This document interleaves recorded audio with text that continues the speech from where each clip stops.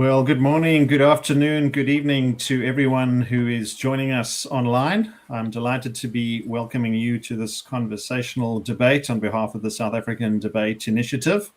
My name is Dave Gilchrist, based out of Sydney, Australia, and I will be moderating today's debate.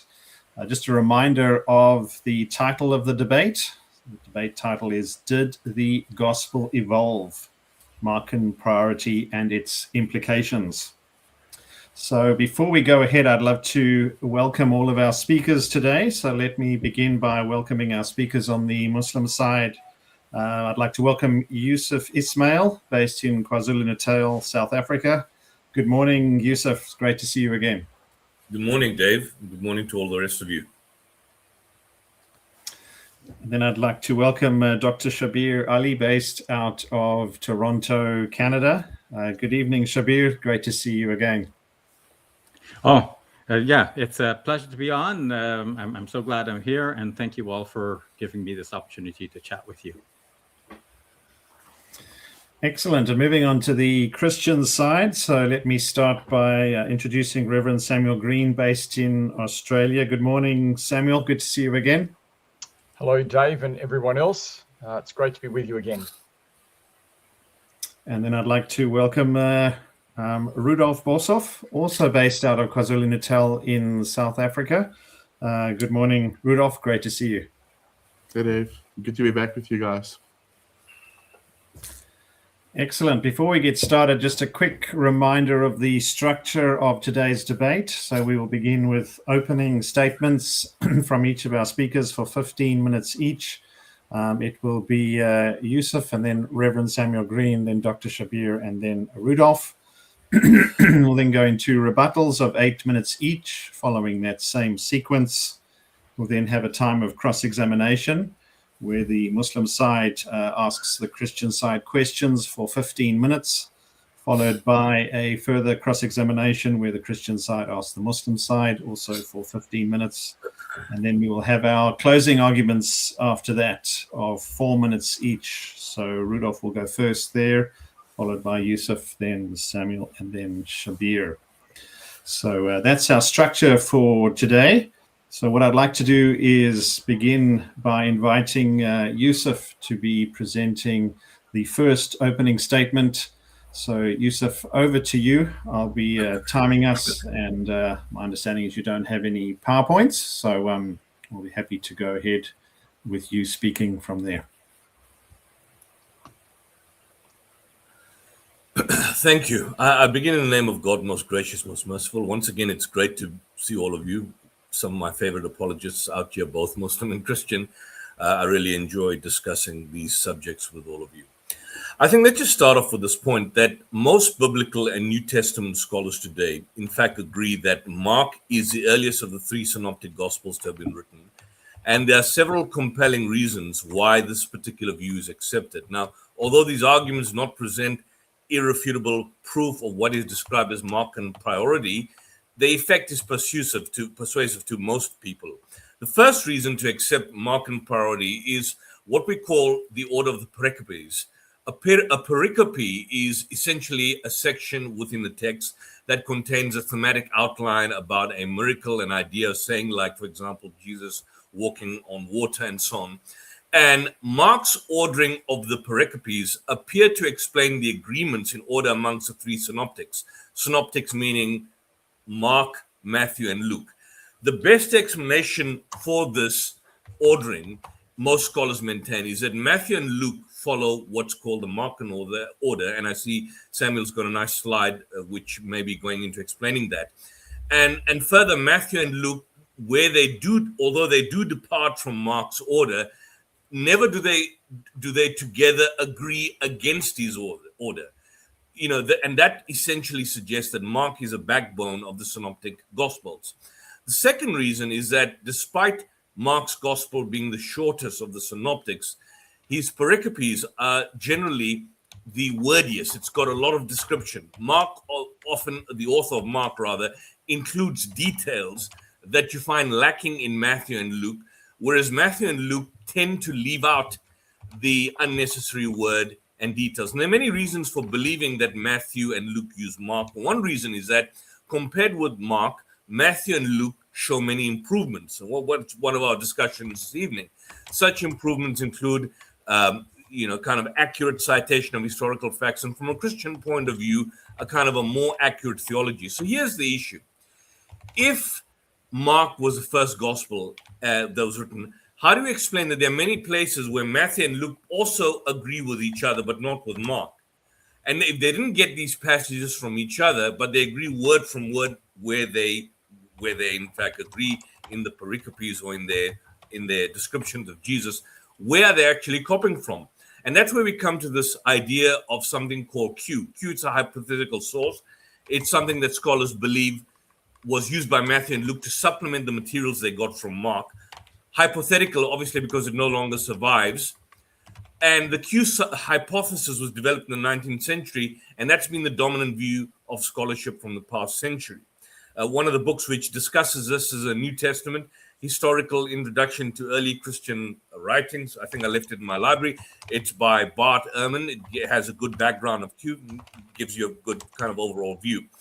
Now we go to the main issue, and that is looking at this order of Mark, then Matthew and Luke, and then, of course, last John. You have something called the evolving of Christology, or the idea of evolving Christology, the belief that the understanding of Jesus' work in person and status developed over time within the Gospels. That idea was primarily developed by proponents of what is described in German as the Religionsgeschichtliche school, the history of religion schools, the Tübingen school in the 19th and the 20th centuries. Some of the key proponents of this are people like William Boshoff, who died in 1920. His work, Kyrios Christos, in 1913 is regarded as foundational. Boshoff argued that the early Christianity moved from a low Christology to a higher Christology, worshipping Jesus as divine under the influence of Hellenistic Gentile communities.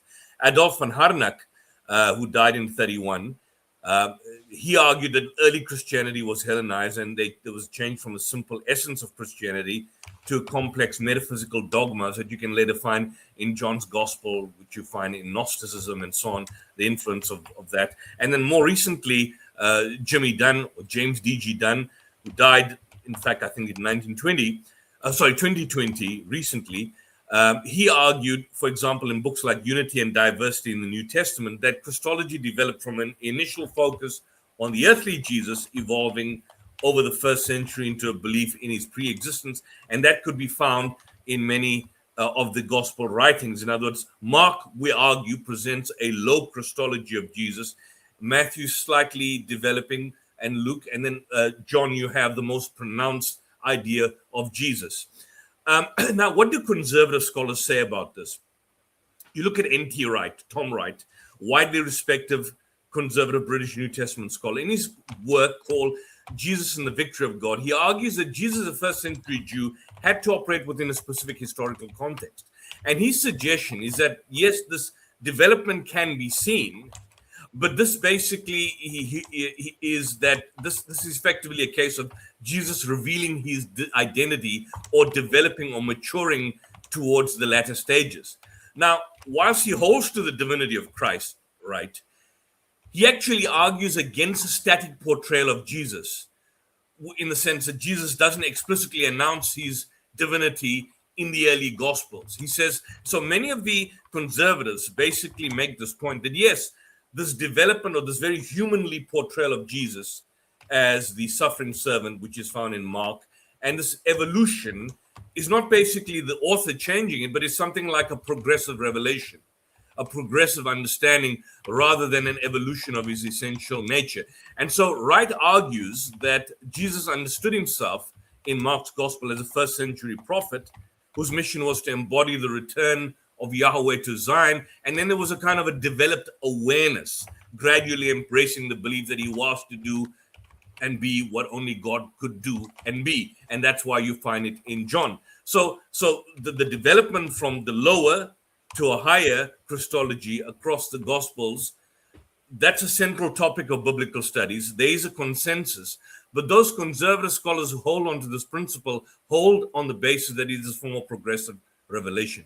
So here are the examples of the progression. For example, a low Christology where there's a focus on the humanity and mission of Christ. Mark 13:32, Jesus says of that day and that hour no one knows, not the angels in heaven, not the Son, only the Father. The emphasis again is on the human limitation and submission to the Father. In Mark 6:5, he could do no miracles except lay his hands on a few sick people. In Matthew and Luke, there's an adoptionist position where adoptionist position in the sense that Jesus identified as the Son of God, but only at his baptism, often interpreted in a low context as a moment his divine vocation is empowered or inaugurated, then of course develops. Now you find the emerging high Christology or the developing Christology starting from Matthew, where in Matthew 1 you have the emphasis on Jesus as the Emmanuel, a kind of a higher assertion of divinity than Mark's focus on Jesus as a prophet or a servant. You have the emphasis on worship in Matthew, where the disciples worship Jesus and they say, truly you are the Son of God. You have the discussion of the virgin birth in Matthew and Luke, nowhere to be found in Mark. Why not? So in terms of the summary of progression then, you have a point where you can clearly see in the Gospels in which the conservative scholars all agree, at least those who subscribe to this position, that Mark focuses on Jesus as the suffering servant, the prophet with the divinity that's veiled until the end. Matthew and Luke introduce the birth narratives, the virgin birth, to emphasize the divine origin whilst maintaining his human ministry. And then John, of course, presents the idea of the word becoming flesh, focusing on the descending divine Son who reveals the Father. And then, of course, scholars point to the editorial changes where Matthew and Luke took Mark's earlier low accounts and adjusted them to reflect a kind of a higher authority or perfection. And that's what's described as progressive embellishment in the actual Gospels. So, for example, and we've discussed some of this on the last occasion, could Jesus do something or did he not do something? The removing the human limitations. In Mark 6:5, Mark says Jesus could not do any miracles because of the people's lack of faith. But in Matthew 13, verse 58, Matthew changes it to Jesus did not do many miracles, suggesting that Jesus' power, removing the suggestion rather that Jesus' power was limited by human belief. So can you see, could not to did not, there's a choice. Healing with spit. Mark includes two stories where Jesus uses physical means like spit to heal in Mark 7 and Mark 8. But Matthew and Luke omit these details, likely, trying to move away these magical physical techniques towards a higher view of Jesus just by him healing through his words. The unknown hymn in Mark 5:30, Jesus asks, I think when the woman touches him and he feels something pulls away from him, he says, who touches his clothes or who touches his garments? Because he felt power go away from him. But in Matthew 9:22, the same recollection that ignorance is removed and Jesus identifies the woman. So why does Matthew make Jesus identify the woman, but Mark makes him ignorant? The divine status and title of Jesus in Mark 10:18, he asks the rich ruler, why do you call me good? No one is good except God. Matthew edits it to why do you ask about what is good, to avoid implications that Jesus is, of course, distinguishing himself from God's goodness. And of course, the story of the walking on the water, that in Mark, the disciples are amazed, they are hard-hearted, they are sarcastic. In Matthew, they respond with a high confession, worshiping him, truly that he is the Son of God. Then you look at the I am statements, where he says there's a kind of an echoing, the echo aimi, the echoing of the divine name of God from Exodus. You find this in John 8:58, before Abraham I am. That's a claim to divine pre-existence. John uses several metaphors to divine this specific function. He's a light of the world, he's a bread of the life. None of this is found in Matthew, Luke, or even Mark. Why is it only in John? What's the emphasis there? What about the transfiguration comparison? In Mark chapter 9, verse 3, you find that Jesus' clothes become dazzling white, whiter than anything. In Matthew, his face shone like white, making him more like a kind of a radiant figure or a divine being.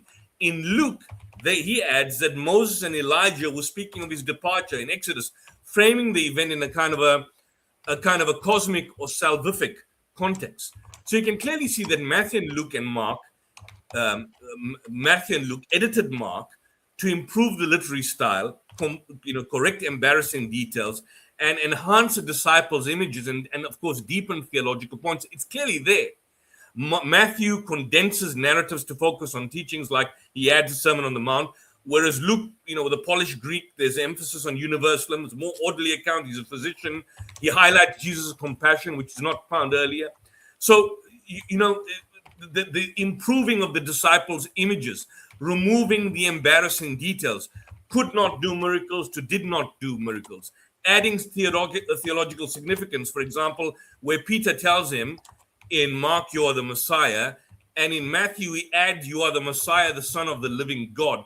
Clearly, those are two different statements, and clearly there's a more pronounced emphasis reflecting a higher Christology in Matthew's gospel. And of course, there's editorial fatigue, where in Mark's gospel, there's a talk about feeding of 5,000 in deserted places, but in Luke, you find kind of a slight consistency located at Bethsaida. If you look at the miracle stories, for example, Mark's original version, I gave you the story about the spit. Jesus uses spit and physical touch. Matthew, he edits it. He removes the spit in Matthew 8. Luke omits the spit miracles to maintain a kind of a dignified image of Jesus. The crowd interaction, I gave you the point of who touched my clothes. The ignorance is removed from Matthew. And in Luke, which is later, even further, there's an astonishment of the crowd showing theological response. The disciples in Mark's version, in many of the stories, like the story of the storm at sea and so on, there's a terrified portrayal, a lack of understanding. And in Matthew's edit, there's a change of no faith. They have no faith in Mark to having little faith, but still making them flawed but faithful. And in Luke's edit of Matthew, there's a testing of the disciples' faith in difficult moments. You look at the story of the fig tree. It's difficult to see why Mark would take Matthew's account and, to change it as if to make it appear that Jesus made such a mistake, which he made in Mark, but that mistake is removed, and then curse the fig tree according to his own frustration. In Mark's account, the tree discovered withered. The tree discovered withered as the disciples passed it. But Matthew specifically says that the tree withered to its roots as soon as he cursed it. So again, it's clear to see that Matthew has magnified the power of Jesus, and there's no reason for thinking that Mark would want to minimize. So that there's no reason to think that Mark would want to minimize Jesus' power. So based on this, folks, it's quite clear that when you look at the stories and the narratives, is that they're not just given, that we're not just told the stories, but it's quite clear that the writers of these gospels were presenting these narratives about Jesus in order to basically present certain theological motifs. And so the argument and the thrust and thesis in today's discussion is that the earliest gospel, Mark, based on MARKAN priority, if you have to accept MARKAN priority, you have to also accept the principle that there's a clear evolution in the way Jesus is pronounced from Mark to Matthew to Luke, and of course, eventually to John, where he's this kind of divine cosmic figure that's pronounced. And that seems to be the scholarly consensus in the world today. And I think I leave it at that. I've finished my 15 minutes. Thank you. Thanks very much, Yusuf. We're going to move into Reverend Samuel's opening statement. So let me just bring up your slides, Samuel. Great. Okay. So we'll hand over to you. Now I should be on. Thank you very much for that, Yusuf. That was a helpful introduction. And I want to go again with explaining the synoptic source theory here. And I want to agree with what Yusuf has just said, that because we have Matthew, Mark, Luke, and John, we can look at them and study how they have how they've been constructed. One of the worst things the early Christians could have done would have been to have destroyed Mark, Luke, and John and just kept Matthew. If we'd just done that, we wouldn't be able to do this work. But because we have Matthew, Mark, Luke, and John, we can actually compare them and take a step back to look at the sources that have come in. So this is actually an excellent thing that Christians can do. It's not a weakness. The worst thing would have been to destroy 3 of them and just keep one. Then we wouldn't be able to take this step back. So it's actually a very positive thing that we're able to do here. And I want to agree that from the evidence that I've looked at, that Mark is the first one. Well, it's before Mark and Luke. We see that all of these people are working around the same time and in a group. And so it's not that these are separated by long distances of time or anything, but it's a common group with common material, and the synoptic observations that we can make just sort of point out how there's this common material and this sharing of this common material among them. Now, what I want to do is to look at this development idea, and I'm going to get straight into what Yusuf was saying there. So here's an example of the type of thing that Yusuf was saying, which I will, which I'll give some examples. So, and a great windstorm arose, and the waves were breaking into the boat, so that the boat was already filling. But when he was in the stern, asleep on a cushion, and they woke him and said, "Teacher, do you not care that we are perishing?" And he awoke and rebuked the wind and said to the sea, "Peace, be still." And the wind ceased, and there was great calm. Now you'll see there that in Mark, Jesus is called the teacher. Okay, the teacher. Now, when Matthew retells that, it's the same storm, and Jesus rebukes it and calms it with a word, but he's called Lord. And it's this type of thing where people will say, see how Matthew has developed the story. Jesus has gone from being a teacher to now being the Lord. Now, I just want to bring up a couple of points here. The first is that if we actually read the whole New Testament, this is what Jesus says. He says, "You call me teacher and Lord, and you are right, for I do so." And so just because Matthew says Lord, that doesn't necessarily mean a development, because Jesus was called teacher and Lord by his disciples. And so that's not really a point. That could just be, as we would think it is, just a matter of the eyewitness testimonies, and how the same story being told by a different witness might have a few different words here or there as they retell the same story. Secondly, though, in both accounts, Jesus calms the storm like God with a word. If in Mark, Jesus prayed to God for the storm to be stilled, so Jesus is praying to God for the storm to be stilled, but in Matthew, he spoke as God, then you could conclude that there's some development.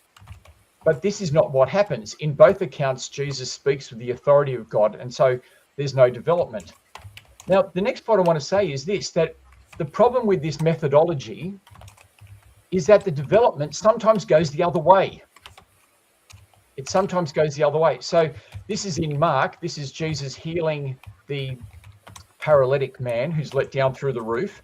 And we read, now some of the teachers of the law were sitting there thinking to themselves, "Why does this fellow talk like that? He's blaspheming. Who can forgive sins but God alone?" So a very strong statement that he's blaspheming, and then saying, this is what only God can do. Okay. Now look at how Matthew retells it. Some men brought him a paralytic lying on a mat. When Jesus saw their faith, he said to the paralytic, "Take heart, son, your sins are forgiven." At this, some of the teachers of the law said to themselves, "This fellow is blaspheming." And so the phrase, "who can forgive sins but God alone," is not there. Now, according to that development theology, sorry, that development methodology, these stories should have been the other way around. You should have had the stronger statement about what Jesus is doing is what only God can do. That should have been in Matthew, but it's actually in Mark. And so this is one of my critiques for this development, that yes, you can find examples to prove your case, but there's also examples that go the other direction. And so I want to just say that I don't think that this methodology actually holds water if it can go both ways. What I want to do now is I want to show that the comparing of words and parallel events can be misleading if only a few examples are given. Instead, you need to compare the Gospels as a whole And if we do, I think we get a very different picture. And that's what I want to do now. I want to take us through the titles of Jesus. So this is going to be a big sweep of Matthew, Mark, Luke, and John. So let's see how we go. So Jesus is called teacher, and I've given you the references here. In Matthew, Mark, Luke, and John, in all of the Gospels, he's called teacher, often. It's not just that he's not called it. No. Throughout all the Gospels, he's called teacher. He's called rabbi. You can see he's called rabbi a few times, less, but he's called rabbi in Matthew, Mark. Surprisingly, or maybe not surprisingly, in Luke, as it's a term applied to Jesus less, but also in John quite a lot. Rabbi. Son of David. Again, I'm just showing you the references here where Jesus is called the Son of David. There may be a reference in John 7:42. It's where other people are calling him that, or talking about that. So it may not be in John, and so that there might be a difference there, that John doesn't use the Son of David. Now, when Jesus is called Lord, well, he's called Lord often in Matthew.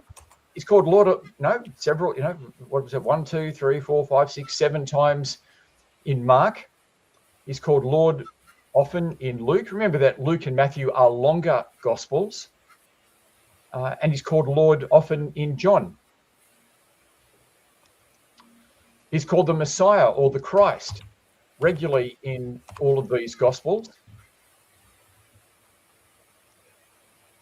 And he's called the Son of God, either by others, or either by the voice from heaven, from God, from demons who are scared of him, or from others, or from himself. So that the phrase Son of God is throughout all the Gospels. He's called Son of Man. That's all the way through them as well. And God is Father, spoken of as Father in Matthew, Mark, Luke, and John. So I just wanted to show that the standard titles, in fact, all of the titles we have of Jesus, maybe except for Emmanuel, so I didn't put that one in there, but we'll come back to that later on. But all of the major titles that we have of Jesus are just used consistently by all the Gospels in a plentiful way. And so from that, you couldn't really say that there's a development in the names of Jesus, because it's evenly spread across all of them. Now, what about with his Christology? Well, the first thing I would point out is that Matthew, Mark, Luke, and John all begin by quoting Isaiah 40, and at some other point, Malachi 3:1, although John doesn't have Malachi, but they all have Isaiah 40. And that's interesting because Isaiah 40 is all about God coming. And so this is how they all begin. They all begin by saying Jesus is God coming to us, and John the Baptist is the messenger who's preparing the way for God to come. And that's just what Isaiah 40 and Malachi 3 are about. They're about God coming to his people. And John is identified as the John the Baptist figure of Malachi, and Jesus is God coming. But Mark has that in the same way that John does. So yes, they might have differences in that John might have the word, his logos theology, but he's still using Isaiah 40. They all do. Jesus is spoken of as the heavenly Son. This is when Jesus has been talking about the greatest command in Israel, to love the Lord your God. Hear, O Israel, the Lord our God, the Lord is one. But then Jesus proceeds to go to Psalm 110 and talk about the heavenly Son, and says that the Messiah is not simply the Son of David, he's the heavenly Son. And we get this in Matthew, Mark, Luke, and John, that Jesus is the heavenly Son. In fact, the contrast between the Shema, Hear, O Israel, the Lord our God, the Lord is one, and Psalm 110, the heavenly Son, is strongest in Mark. The strongest emphasis of the heavenly Son is in Mark there. Jesus' pre-existence. Now, I might be pushing it here, but the way I see Jesus' pre-existence is basically the way John the Baptist talks about him, where John says, he is before me and I am not worthy to touch his feet. And that's and he's going to be giving the Holy Spirit. Now, that's the way God's spoken about in the Old Testament, that he is not worthy for you to come before and to touch him. And from in Joel, it's God who's going to give the Holy Spirit. And so this is how John introduces Jesus, with Isaiah 40, he's the one giving the Spirit. He's the one I'm not worthy to touch. And so it seems to be attributing divinity to Jesus, and certainly John does. We've got the fact that Jesus does not know the hour or that he learned. Now, Mark says this, but so does Matthew and Luke, and John to some degree as well, where he says he only knows from the Father. So they all have that Jesus did not know the hour, and Luke in particular has the idea that Jesus learned and grew in wisdom. Now, Christians have got to work that out, but they all have that. That hasn't been taken away. And then just briefly looking at the events in Jesus' life, we have the virgin birth, and you can certainly see some differences here where Matthew and Luke have the virgin birth, but Mark and John don't. And so, yeah, we can talk about why that's the case, and that's worthwhile having that discussion.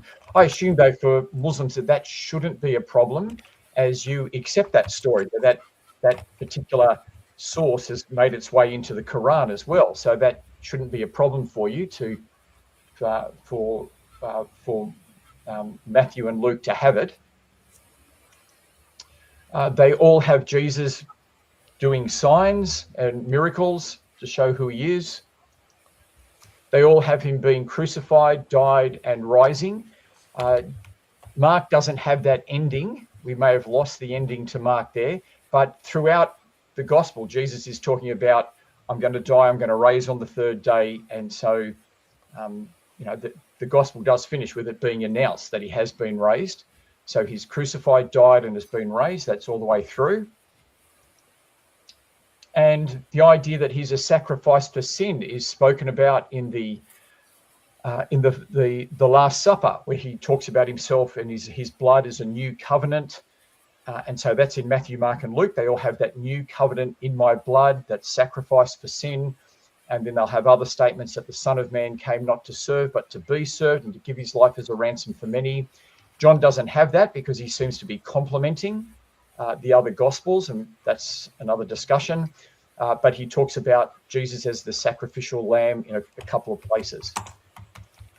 And so I just wanted to show people the overwhelming unity that we have between Matthew, Mark, Luke, and John. Now, I'm not saying that Matthew and Luke haven't used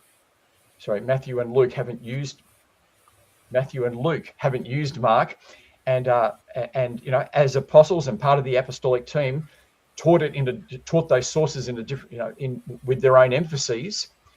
But I'm saying that when we actually do that comprehensive overview, they are teaching the same thing. So, yes, there are different emphases between the Gospels, but I think that we're actually, when we look at this, we see a faithful transmission of what Mark had in Matthew and Luke. We see Mark being faithfully transmitted, and his message not being rewritten and altered, but an emphasis being given for the new gospel that's been written. So I'll finish up there. Thank you very much. Thanks very much, Samuel. Let me remove your slides. So we're going to move on to Dr. Shabir's opening statement of 15 minutes. So I'm going to hand over to you, Dr. Shabir. Sure. Just a minute. And, all right. Let me just get my timer set up as well. Where's my timer? Here. All right. Gentlemen, I'm so glad that you have welcomed me into this platform. I begin by praising our creator and fashioner, the creator of the heavens and the earth. I ask God to bless our meeting here tonight, to make it fruitful and enlightening for us and for our audience. And I pray that God will bless all of the righteous people of all time, all of his prophets, his messengers, and God will bless us and all of our loved ones. May God bless the entire world and bring about peace and security and safety for everyone in the world. Men and women of understanding, I feel that our dialogue is very important. It is a part of the wider scope of world peace, and the more we talk to each other, the more we understand, and it is important that we understand not only our differences, but how much we have in common. Reverend Samuel spoke about the fact that Muslims and Christians do have some common beliefs, especially with regards to Jesus. Muslims believe that Jesus was God's Messiah, who was born of the Virgin Mary, that he performed many miraculous deeds by the permission of God, and that he was raised to heaven.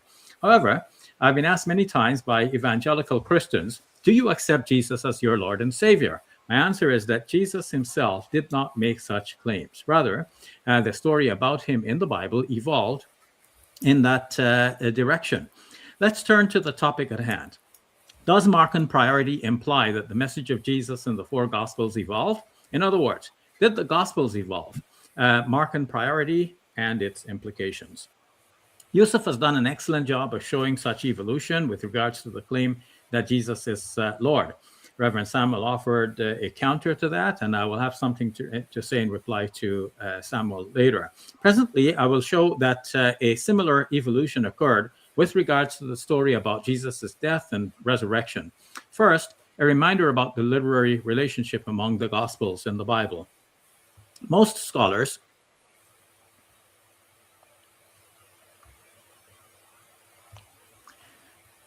consider Mark as the first and John last.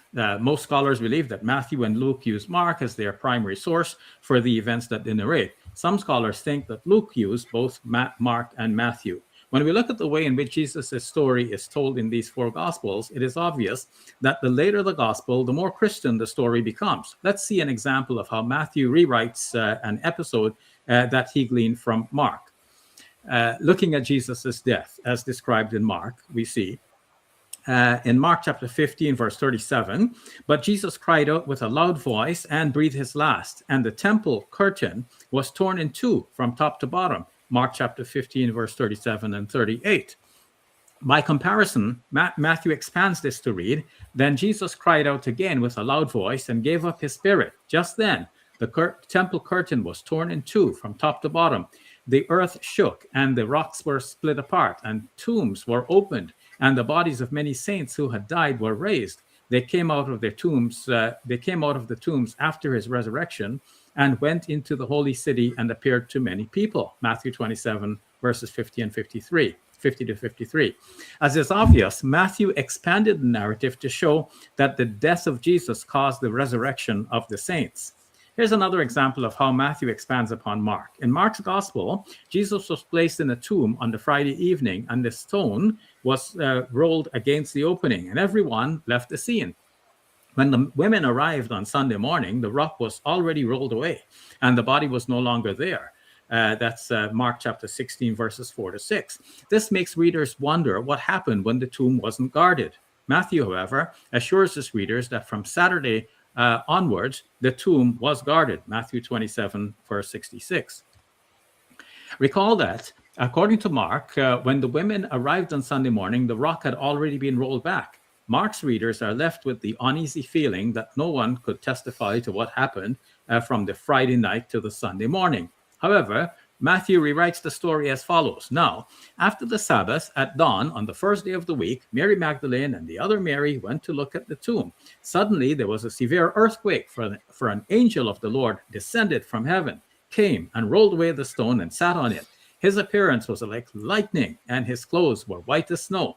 The guards were shaken and became like dead men because they were so afraid of him. Matthew 28, verses 1 to 4. Thus, Matthew makes the guards the sole witnesses to the resurrection, but they are hostile. So they spread the news that while they were asleep, the disciples came and stole the body. Matthew 27:13.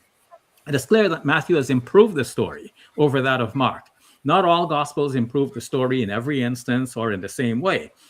For example, Matthew alone among the 4 Gospels mentions guards at the tomb. However, when we continue comparing the Gospels, we see that the general trend is that the later Gospels improve the story, making it more and more Christian. Let's look at John as the 4th synoptic Gospels, the fourth synoptic Gospel. In what follows, I will contrast Mark, the first Gospel, with John, which is widely regarded as the last of the 4 to be written. Some scholars think that John used Matthew, Mark, and Luke. This is why Mark Goodacre coined the term the 4th synoptic Gospel as a reference to John. Regardless of whether or not John used the previous Gospels, we need only to keep in mind that Mark was first and John came last.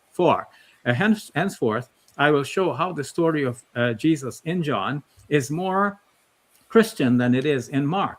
This means that during the decades from when Mark was written to the time John is written, the story of Jesus evolved. Let's see some examples. How willing was Jesus to die? In the 4th Gospel, Jesus declares that no one takes his life from him. Rather, he lays it down himself and takes it up again. John chapter 10, verse 18. In the first 3 Gospels, by contrast, Jesus prays in the Garden of Gethsemane to be saved from having to be killed. But in John's Gospel, he specifically says in advance that he will not pray like that. John chapter 12, verse 27. And in John's Gospel, there was no time at which Jesus actually prays like that. Jesus in the 4th Gospel is deliberately going to the cross. John shows this in the following ways. 1, through John the Baptist's declaration. In Mark, John the Baptizer is baptizing people for the forgiveness of their sins. Jesus himself gets baptized. This leaves people to wonder if Jesus had sins. But in John's Gospel, it is not mentioned that Jesus was baptized. Rather, the baptizer calls out from a distance that Jesus is the Lamb of God who takes away the sins of the world. John chapter 1, verse 29. This is a clear evolution of the story. Second example of John evolving the story in the case of Judas.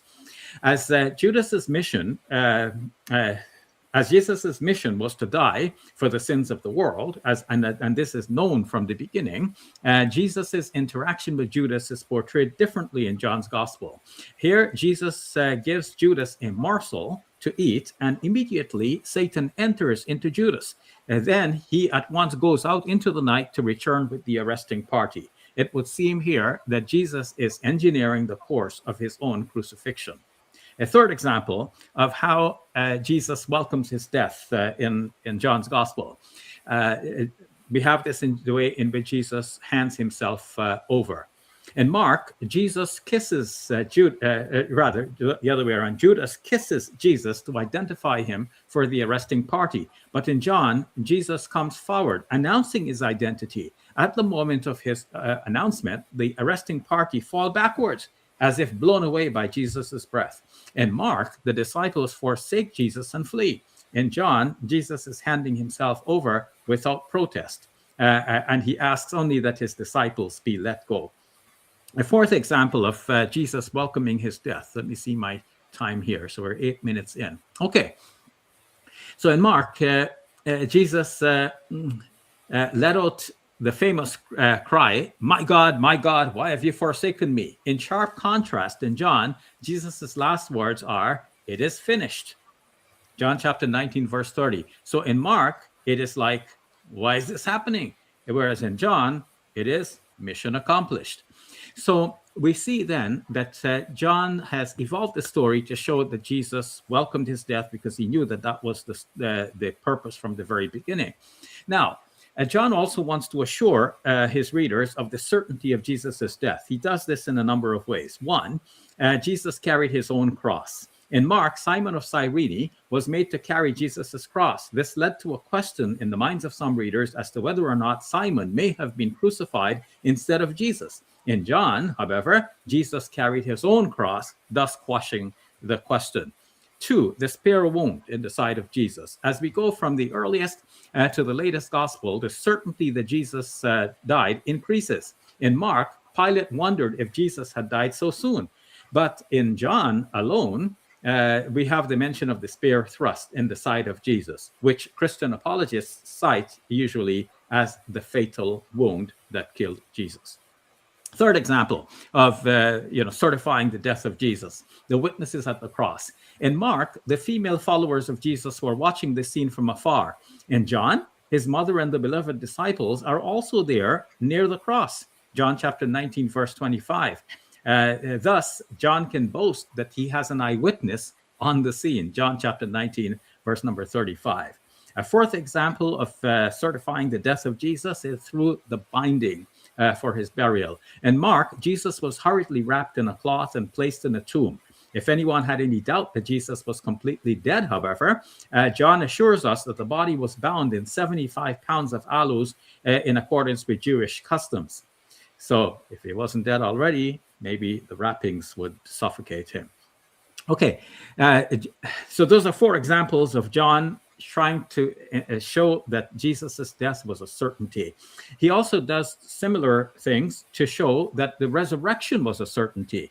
And here are the following ways. One, Jesus appearing more times and in more places. In Mark, Mary Magdalene and the other women come to anoint the body of Jesus on the Sunday morning. They found the tomb open. The body was not there, but a young man in white garment assured them that Jesus was raised up. The young man directed them to go and tell the disciples to go to Galilee where they will see Jesus. The women fled from the tomb and said nothing to anyone because they were afraid. Mark chapter 16, verse number 8. Thus, Mark ends in the most reliable manuscripts with the women fleeing from the tomb saying nothing to anybody. On the other hand, in John, Jesus appears to Mary Magdalene right in the garden in which the tomb was situated. Moreover, in John, Jesus appears twice to his disciples in Jerusalem before appearing to them in Galilee. A second way in which John certifies the death of Jesus is through the doubting Thomas doing the verification on our behalf. Let me look at my time. So 12, I have to keep going now. Okay, so the famous story of Thomas doubting and being invited to touch and examine Jesus's wounds is found only in John. So if anyone, after reading Mark, had any doubt that Jesus really was raised from the dead, John answers that doubt. In sum, John is in contrast with Mark, and he developed the storyline to assure his readers of the following points. One, Jesus was extremely willing to die on the cross. We saw this in the following ways, where A, John the Baptist declared him to be the Lamb of God who came to die for the sins of the world. B, Jesus refused to pray to be saved from death. C, Jesus gave Judas the spark that sent him off into the night to betray him. D, Jesus handed himself over to the arresting party when they could not have dared to arrest him. And finally, E, Jesus declared his death as mission accomplished. A second way in which John evolves the story is to show that Jesus' death by crucifixion was a certainty. He does that in the following ways. A, Jesus carried his own cross. B, Jesus suffered a spear wound. 3, there were witnesses, including Jesus' mother and the beloved disciple, near the cross. And D, Jesus' body was bound with 75 pounds of spices. A third issue for John and the way he evolved the gospel story was to show that Jesus' reappearance after his death was a certainty. We saw that in the following ways. A, Jesus appeared more times and in more places to more people in John. In Mark, there is a promise that Jesus will appear, but no story of his actually appearing. B, in John alone, we find the story of the doubting Thomas who was invited to touch Jesus' wounds. So we have seen that John improved the story in several important ways. Let me check my time to see how I need to wrap up my conclusion. Only a minute left. Moreover, we have seen that Matthew as well improved the story in significant ways. Matthew alone has the story about the dead saints coming to life and appearing to people in the city. Keeping my eye on the clock here. Thus, Matthew assures us of a major cosmic significance of Jesus' death. Matthew alone has the story of the guards at the tomb. With this story, Matthew seeks to assure us that there are witnesses to the resurrection and that no one stole the body. For lack of time, we have not looked much at Luke, but scholars have shown that Luke also improved the story in his own way. And Brother Yusuf has also shown that in many, many ways. In sum, each gospel after Mark improved the story to make it more Christian. And so what are we to say about our topic? Does Markan priority imply that the message of Jesus has been changed and evolved? You bet. But I leave that for Rudolph to respond to, and I will come back to respond again later. Thank you all for your patient listening. Peace be with you all.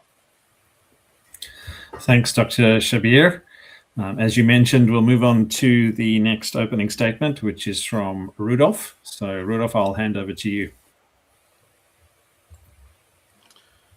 Well, thank you so much, gentlemen. It's always good to speak about these things and get a little bit more clarity on what each person holds. Let me just start off and say directly, we've heard a lot about Markan priority and the fact that it does not imply that the text is reliable, but there's rather a theological evolution and a corruption of the historical Jesus. That's basically the claim. I'm going to stand on the other side of the fence, and I am looking at everybody's presentations, and I'm trying to add some different perspectives that I think we need to consider when in actual fact we speak about this central topic or question. And I want to do so with a little bit of a different emphasis. I've just quickly adapted my outline just to make a few other claims. But let me just start off and speak about the claim of theological evolution. And Yusuf has mentioned that scholars, especially aligned with the Ehrman Bauer trajectory, they usually suggest that teleological evolution, especially of Christology. And so there are various ways in which people use or make use of Markan priority to explain different avenues in the gospel to show that there was embellishment. But let me just start off and say that when we look at that model, first of all, it's not the only model, but for the sake of this conversation, we agreed upon on speaking about this model. It severely mistreats the Gospel of Mark, especially. And for instance, when we look at the Christology that was earlier mentioned, it actually reduces what we can call the highest Christology. What I also want to do is just look at some of what we can say about the earliest Christians in the oral formulaic communities that maintained oral history. That might add a little bit more of a context to the overall conversation. And then also, what is the nature and the understanding of the biographies that we look at, especially when we speak about ancient biographies. And then maybe we can also look at a few other things, but as my time fleets, we can look at those things. But let me start off with the first one, the earlier high Christology of Mark. One way to show that Matthew and Luke allowed the image of Jesus to evolve is to claim, obviously, that the Gospel of Mark has a low view of Jesus and it was later elevated. But that is simply not the case, because as we see, and there's specific scholars like Richard Hayes and his Echoes and Scriptures in the Gospels, Martin Hengel, these guys have been mentioned in previous conversations, that shows us that the Christology of Mark is exceptionally high, and it is presented through a Jewish scriptural matrix, rather, I believe, than through later Hellenistic philosophical categories. And when we look at and I'm just going to give a few examples, for the sake of time. But if we look at, for instance, the beginning of Mark's gospel, it reads as follows. It says, the beginning of the good news of Jesus, the Messiah, the Son of God. And what we see immediately is that Mark immediately implies or applies Isaiah 40 and Malachi 3 to Jesus. And when we look at those passages, we see in the original context, these passages describe, for instance, Yahweh himself returning to Zion. And Mark is telling us from verse 2 of that same chapter that the arrival of Jesus is the arrival of Israel's God. Now, this is just not just proleptic or given in a way where it merely says that God came on the scene, but it speaks of the person of Christ that would be precursed by a prophetic figure, which we believe to be John the Baptist. And that is the way Mark actually starts his gospel. But secondly, in Mark chapter 2, we can see quite clearly that he's then accused of blasphemy because he forgives sins. In Mark chapter 4, like you see, he calms the storms. We can see that is usually echoing Psalm 107, I think, where it speaks of the fact that Yahweh only has that domain over the Chaotic Sea. In Mark chapter 6, for instance, we can see that Jesus walks on water, and we can see quite clearly that that is a drawing in Mark's understanding of Job 9 verse 8, which states that God alone treads on the waves of the sea. And we can go on and on and on. In Mark 14:61 verse 64, Jesus declares quite clearly that he is the I am and depicts himself as the Son of Man from Daniel, which is chapter 7 of Daniel, verse 13 and 14, which practices that eternal dominion, which is only proportioned to Yahweh, which also draws, I think, from Psalm 110. And again, then there is this blasphemy charges against Jesus and his divine status. But not just that. The book in itself, at Jesus' crucifixion, in Mark chapter 15:39, the centurion declares, truly this was the Son of God, sort of bookending the Gospel's theme that Mark started off with in the beginning. So this led scholars like Dr. Larry Hurtado, who I had the privilege of knowing, to say that with quite astonishment and quite persuasiveness, we can see that the earliest Christian sources onward represented very early on a belief that Jesus was divine. Now, I can go through the pre-Pauline creeds and hymns. I can show you quite clearly that the writings even before Mark in Paul's letters show a high Christology, for instance, in Philippians chapter 2, verse 6 to 11. But even Richard Balcom, which is a leading voice on this, says that the earliest Christology was the highest Christology. So that is very important for us to understand. Secondly, something else I just want to draw into the conversation is the understanding of the oral Formate communities and the earliest testimonies about Christ. Because nobody has really touched upon that. They've just touched upon the problems that MARKAN Priority gives us, which is basically just one view.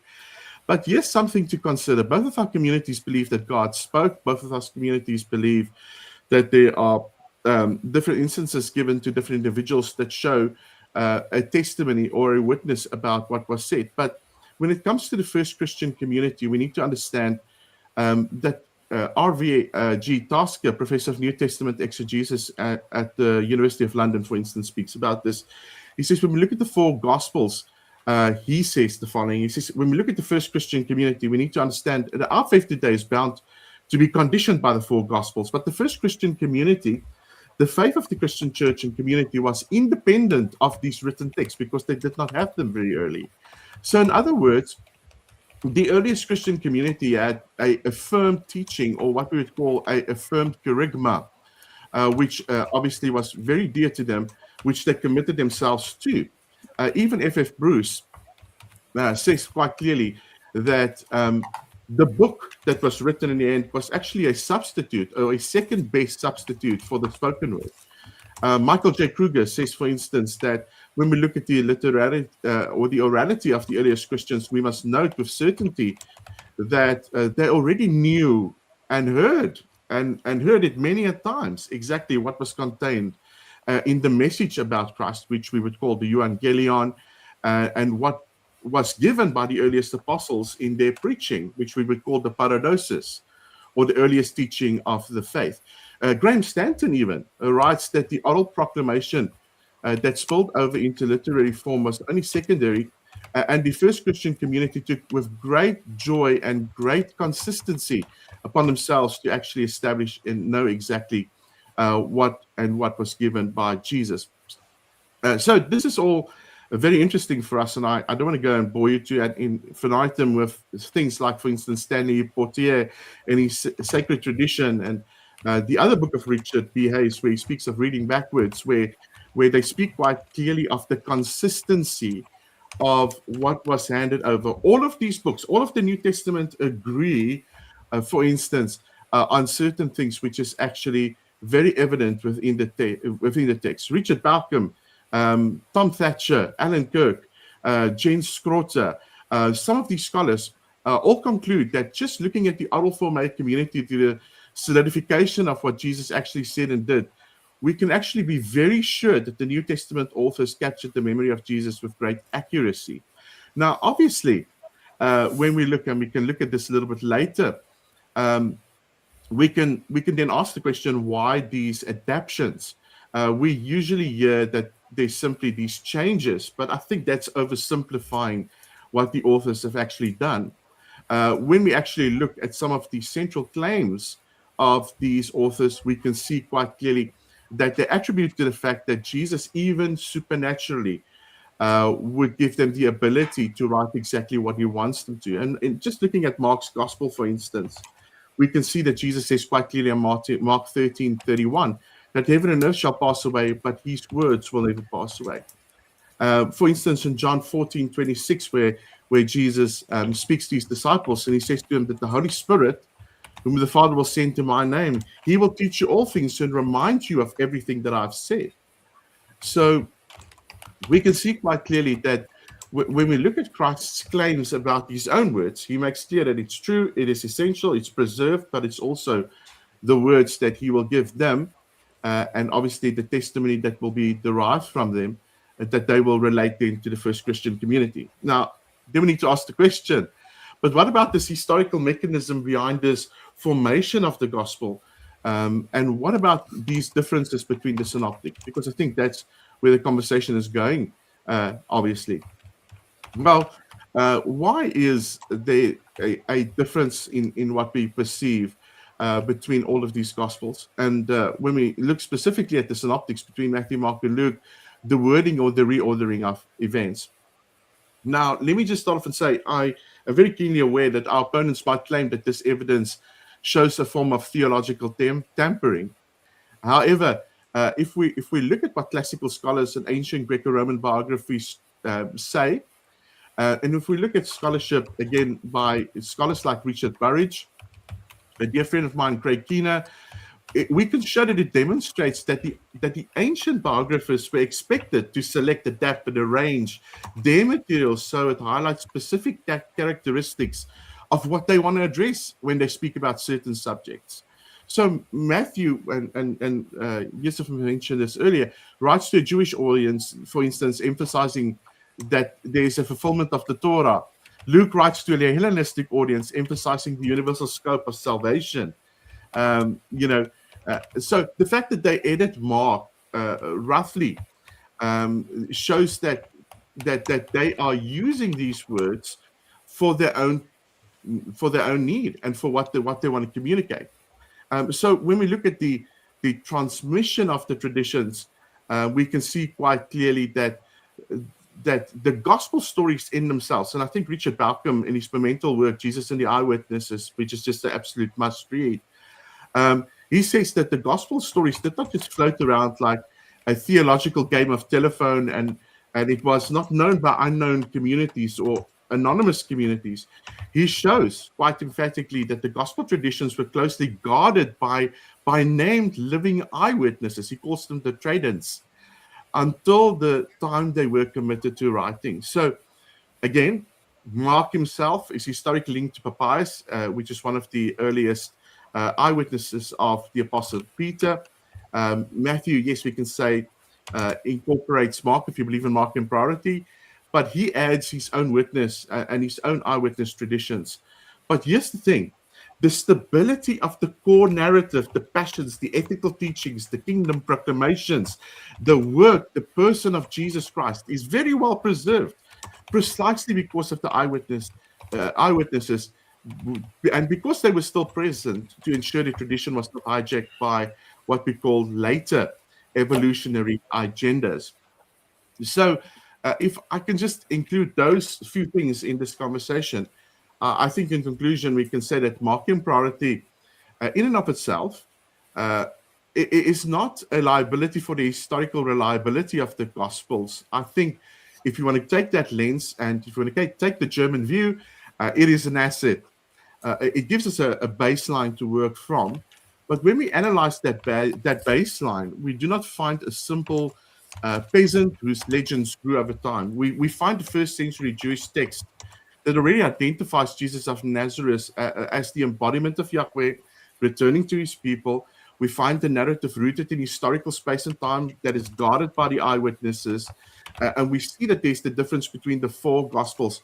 And they do not present the evolution of the message. They represent a multifaceted, stereoscopic view of the historical figure of Jesus that is not seen through a single theological framing. And why not? Because if there was a single theological framing, word for word, let me tell you, this discussion would look very different tonight.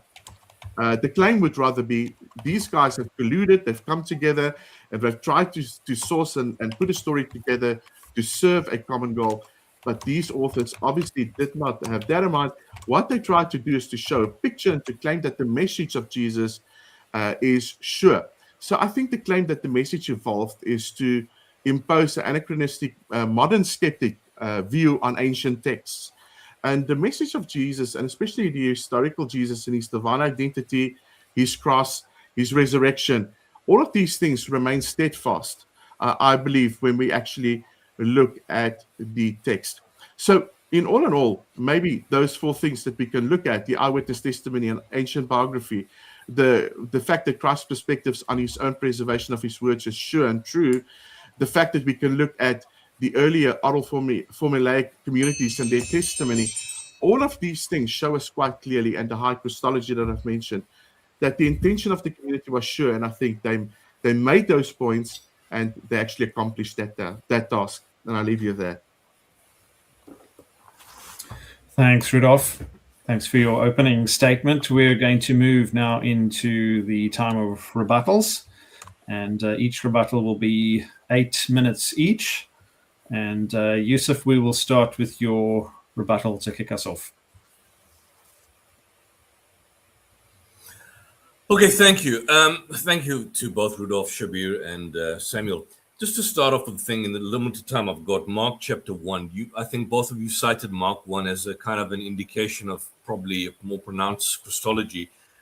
Basically, it's something where he quotes, "It is written in Isaiah the prophet, I will send my messenger ahead of you who will prepare your way, the voice of one crying in the wilderness, prepare the way." And he says that this is from what I can understand, that this is Isaiah, or that there's a reference to this as being as it is written in the book of Isaiah, something along that line. Now, there's 2 points. Is that when you look at the footnotes of the gospel pointed to Malachi, that this actual reference, the first half of the citation, is Malachi and not Isaiah. But in actual fact, when you look at it further, it's not even in Malachi chapter 3, verse 1, which is generally the citation, but it's in Exodus chapter 23, verse 20, where you have a passage which says, "I'm going to send an angel in front of you." What I did was I looked at the Greek Septuagint in Bible Hub. You go and check the Greek Septuagint, and you look at Exodus chapter 3, verse 23, verse 20,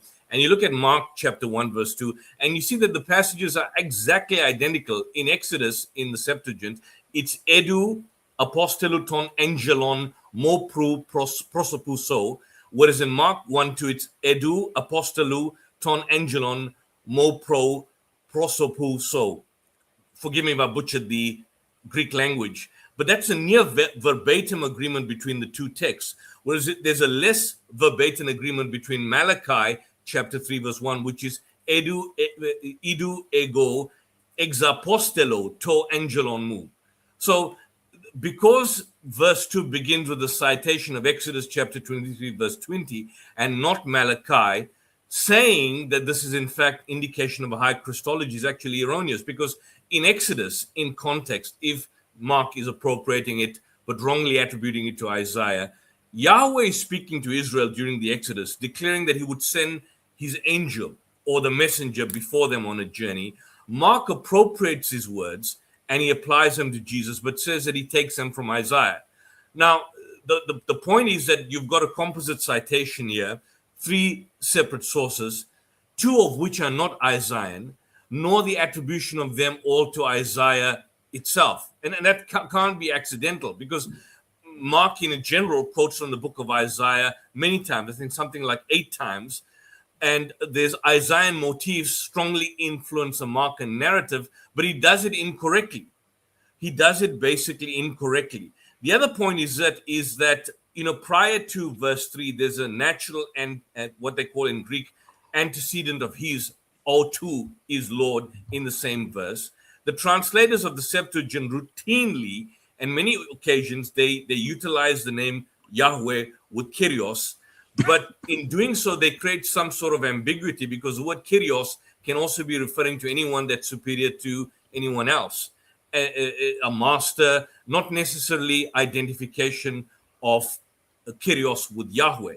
So had Mark intended to communicate that the word Kyrios in verse 3 was in fact God, he could have done so by leaving the language identical to the Septuagint.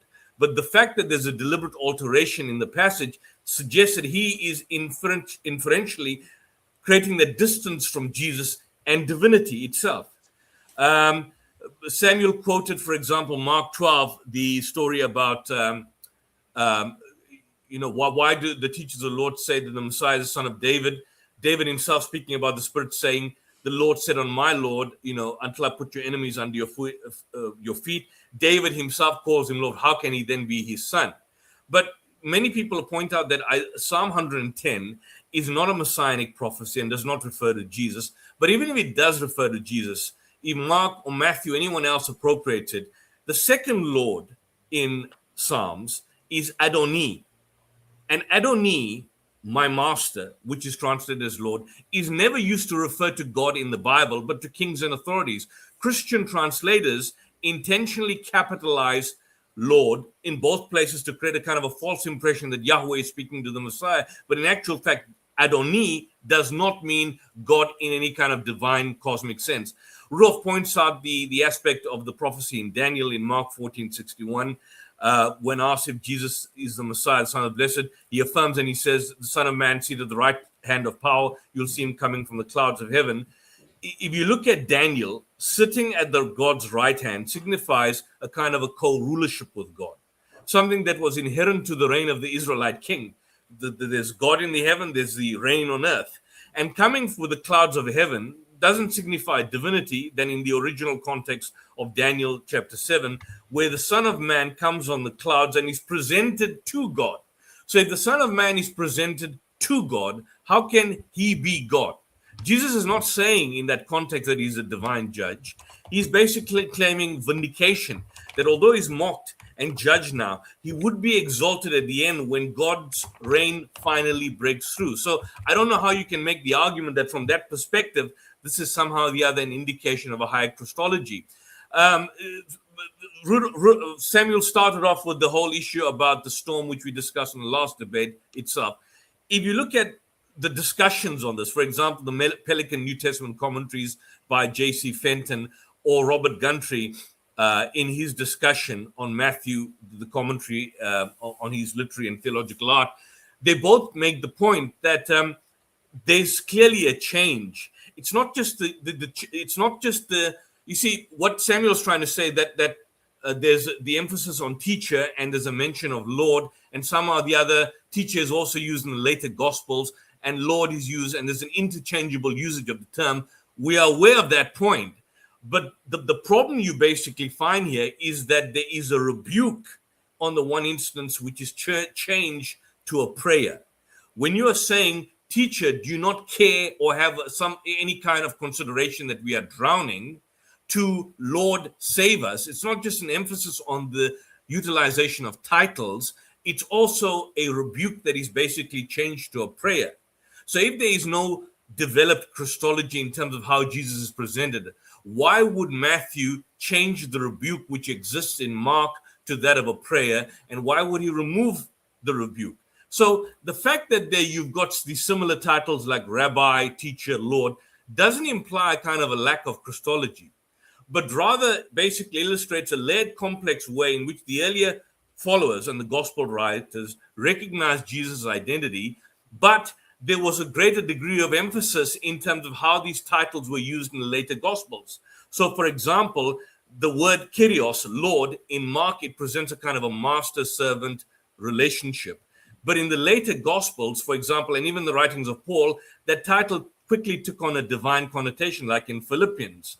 The issue of, for example, a teacher. Yes, he's used as a teacher in all the Gospels, but in the later Gospels, he's not just simply recognized as a teacher, he's recognized as something as more than a teacher. So quite clearly you can see that whilst the titles, there's an interchangeable usage of the titles, there's clearly a progressive recognition that the titles, in terms of how they present Jesus, evolve based on the context of how they're presented in the various Gospels. And the later you go through the Gospels, the more pronounced they become. And I think my time is unfortunately gone. I couldn't deal with some of the other points. Thank you. Thanks, Yusuf. We'll move on to Reverend Samuel for your rebuttal of 8 minutes. Over to you.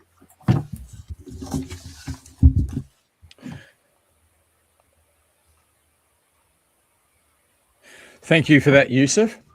I will reply to both Yusuf and Shabir and just make some brief comments in reply there. In your presentation, you were talking about how in Mark, Jesus doesn't know the hour. And so I just want to say yes. And as I pointed out in my presentation, that's the case also in Matthew and Luke. And so that doesn't show a progression. It just shows, it actually shows a faithful putting in and a faithful continuation and a similar Christology. You mentioned Mark 6:5 and Matthew 13:58, where Jesus goes to his hometown and it says he wasn't able to do many miracles because of their lack of faith. In both, it says it was their lack of faith as to why he didn't do it. So these are not really changing the story. They're just retelling it or actually passing it on. I don't see how you can use that as an example. You spoke of in Matthew, he talks about Emmanuel and the others don't. Well, yes, that's right. There are distinctives for each gospel. So we can't just use Matthew's use of Emmanuel from Isaiah 7 and say, well, that's not elsewhere. And so that's a development. As I showed from Isaiah 40 and Malachi 3, and you mentioned that it's not Malachi 3, it is Malachi 3, and it's not Exodus 23:20. This is confirmed in Malachi 4, verse 3, where it says it's not an angel who's coming, but it's Isaiah. It's Isaiah. So you can't use Exodus 23:20 because if you keep reading in Malachi, it's Isaiah is, Elijah is coming back. Elijah is coming back, and there's going to be this Elijah figure, and that is identified as John the Baptist. So it is Isaiah 40 at the start of Mark, and it is Malachi 3, and that's just how it is. I mentioned, if you want to be consistent with this, then you've got the problem of the virgin birth, because if you want to say the virgin birth is how they're embellishing the story and developing everything, well, the Quran has this, and so the Quran seems to accept this aspect of the gospel. You spoke about on the storm, and you said that there are these different responses in the storm. I would say yes. I'm going to come to this in a moment when I look at how the Gospels complement each other. Yes, there are different responses there, but that's also because there's at least 12 other people on the boat, and I assume there's a range of responses to what's happening.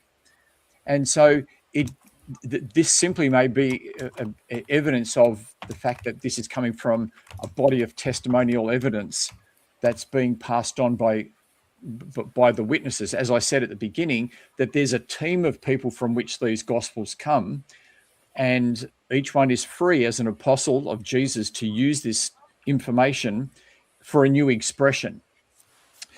What have I got here? You said that Jesus was ignorant when the woman touched him, the woman with bleeding. He's ignorant in Mark's gospel, but in Matthew, he's not ignorant and he knows. But Matthew also has Jesus not knowing the hour, so you can't draw that conclusion because it still has him not knowing certain things. It's just a slightly different retelling of exactly the same event.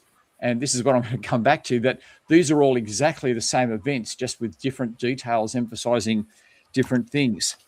There was different descriptions of the transfiguration, but again, they're all these glorified visions of Jesus. What have I got here? The fig tree withering.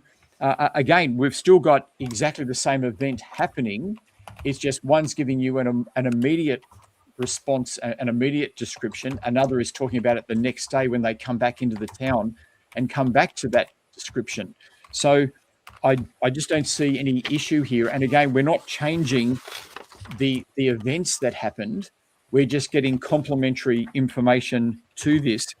I want to quickly look at Shabir's points. I just wanted to particularly look, because I've only got 3 minutes, to look at your comparison between Mark and John. And I wanted to point out what scholars note between Mark and John, and that is that John definitely seems to be wanting to deliberately complement the earlier Gospels. And what I mean by that is we see this in chapter 1, verse 24, where it says this is before John was put in prison. And you wouldn't even need to think about that question unless you'd read the Gospels, unless you'd read Matthew, Mark, or Luke. And so John puts this in there to help you get your chronology right if you've got the synoptic chronology. So he's complementing them. We see this again in chapter 11, verse 12, where it says, this is the Mary who anointed Jesus' feet. Now, why do you need to point that out? Well, it's because we know that from the synoptics. And so John is actually bringing this synoptic idea into it. And so we see that the Gospels are actually, well, at least with John, and I would want to say we can project this to Matthew and Mark as well, that they are consciously trying to complement each other and give extra information that may not be in another one. We can see that deliberately spelt out in John. And I want to say that this is what we also see in Luke. And so you gave many illustrations of Mark just has this, but John has more detail. And there's this in Mark, but Mark gives more detail about Judas and exactly what happened there. I want to say yes to all of that, but I want to say John is actually wanting to complement these things. And again, and I'll finish up with this point, that they're not improving the story, they're just giving complementary information. Jesus is still the Christ. He's still dying for our sins. He's still healing people. He's still being resurrected from the dead. All the big planks of the story, as I pointed out in my presentation, are there in all of them.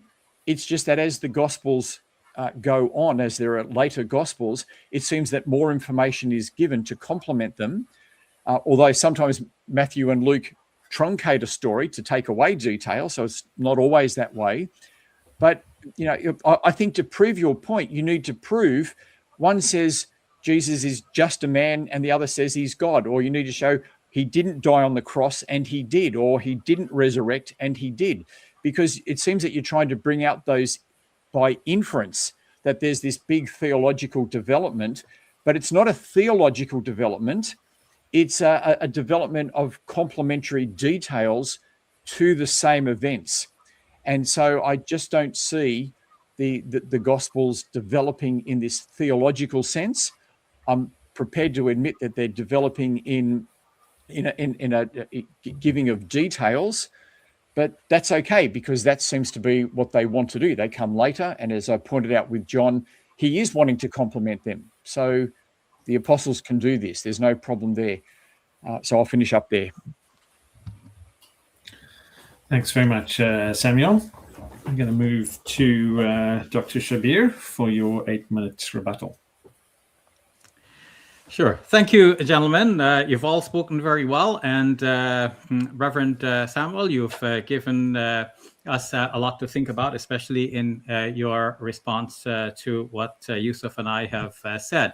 Let me, ladies and gentlemen, recap some of the points that I made in my opening presentation so that we can see from that how the responses have been adequate or inadequate to what I have presented. I have shown that John, in contrast with Mark, developed the storyline to assure his readers of the following points. One, that Jesus was extremely willing to die on the cross. We saw this in the following ways, that A, John the Baptist declared him to be the Lamb of God who came to die for the sins of the world. B, that Jesus refused to pray to be saved from death. C, that Jesus gave Judas the spark that set him off on the mission to betray him. And D, Jesus handed himself over to the arresting party when they could not have dared to arrest him. And E, finally, that Jesus declared his death as mission accomplished. The second way in which John is developing the story is to show that Jesus' death by crucifixion was a certainty. We saw this in the following ways. A, that Jesus carried his own cross so that one could not think that Simon the Cyrene may have been crucified instead. B, Jesus suffered a spear wound. So if we ask what killed Jesus, the Christian apologists will say, the spear wound. But scholars generally think that this is not historical. C, that there were eyewitnesses in John's gospel who included Jesus's mother and the beloved disciple who were near the cross, whereas in Mark, there were women who had followed Jesus and they were from afar, seeing what happened. So they could not see so very clearly, one might say. And D, that Jesus's body was bound with 75 pounds of spices. So you might think that even if he wasn't dead on the cross, maybe the spices would suffocate him, or at least the wrappings. The third way in which I've shown that John evolved the story by comparison with Mark is that in John, Jesus's reappearance after death was, for John, more certain. We saw this in the following ways. A, that Jesus appeared more times in more places to more people. In Mark, there is a promise that Jesus will appear, but no story of his actually appearing. In John alone, we find the story. This is B. In John alone, we find the story of the doubting Thomas, who was invited to touch Jesus's wounds. Now, I want to make a further point about this in conclusion that I didn't have a chance to say in my opening presentation. We have seen how John has evolved the story of as he found it in Mark, and Reverend Samuel has agreed that John is using the previous Gospels, but he is giving his own gospel as a complement to what the others have already written. So now, knowing what the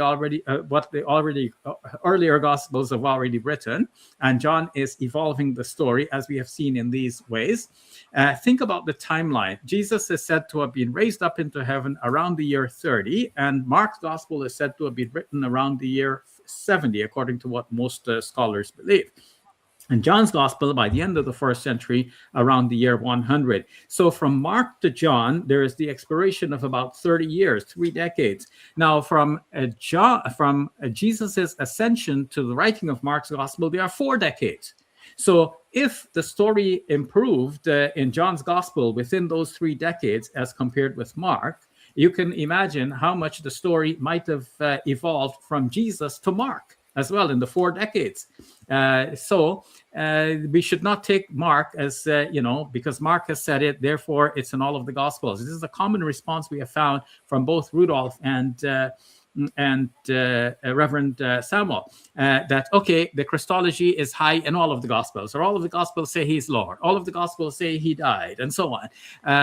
But we have to ask, okay, if John evolved the story from Mark, as he did, how did Mark evolve the story from Jesus? That John Bowden, in his book, Jesus, the Unanswered Questions, has actually made this point. He said that we can see that Mark was improved in Matthew and Luke, because we see Mark, we see the source, and we see Matthew and Luke and how they compare. But we cannot see Mark's sources. But if we could see Mark's sources, we would find, according to John Bowden, that Mark has already improved his sources. So Mark as well is a theological account. It's not a simple history of what went below. So to say that, okay, Mark has a high Christology as well, that is not to be disputed, but it is to now have us go back through the timeline and say, what was Jesus's own Christology? What did Jesus think about himself? Reverend Samuel says, well, if we had in one gospel, he's not God, and the other one, he is God. But look at Mark chapter 10, where Jesus says, why do you call me good? No one is good but God alone. He's clearly contrasting himself with God. And in Matthew's gospel, it's changed to, why do you ask me about what is good? So the contrast is no longer there, like the denial that is there in Mark's gospel is not there in Matthew. True, some things are repeated in Matthew. Like Mark says, Jesus said, he does not know when the hour will occur. Matthew repeats the same thing. Curiously, Reverend Green said that it's also in Luke, but it's not in Luke.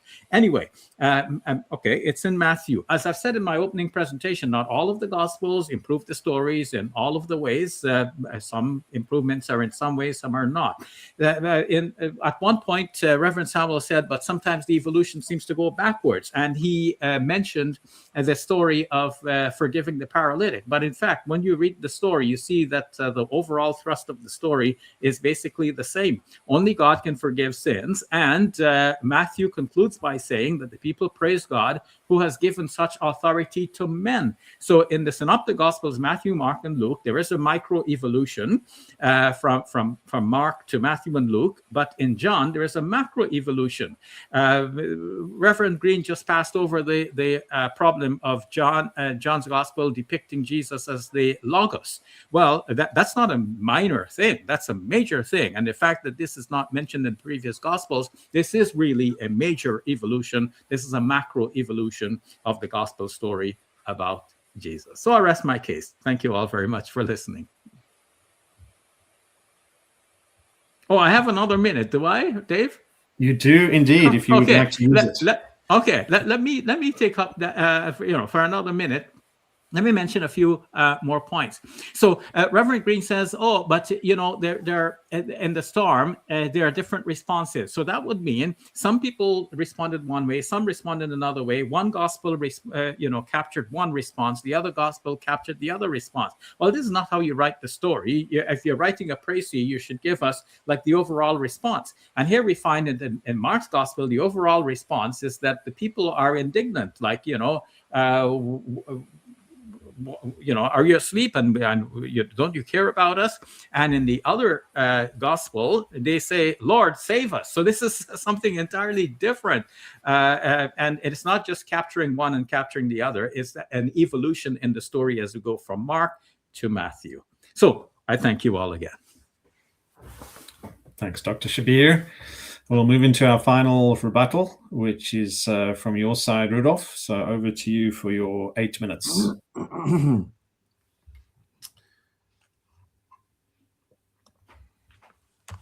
Well, guys, thank you so much. Again, like I said, this conversation is something we can learn from and something we can definitely take to heart.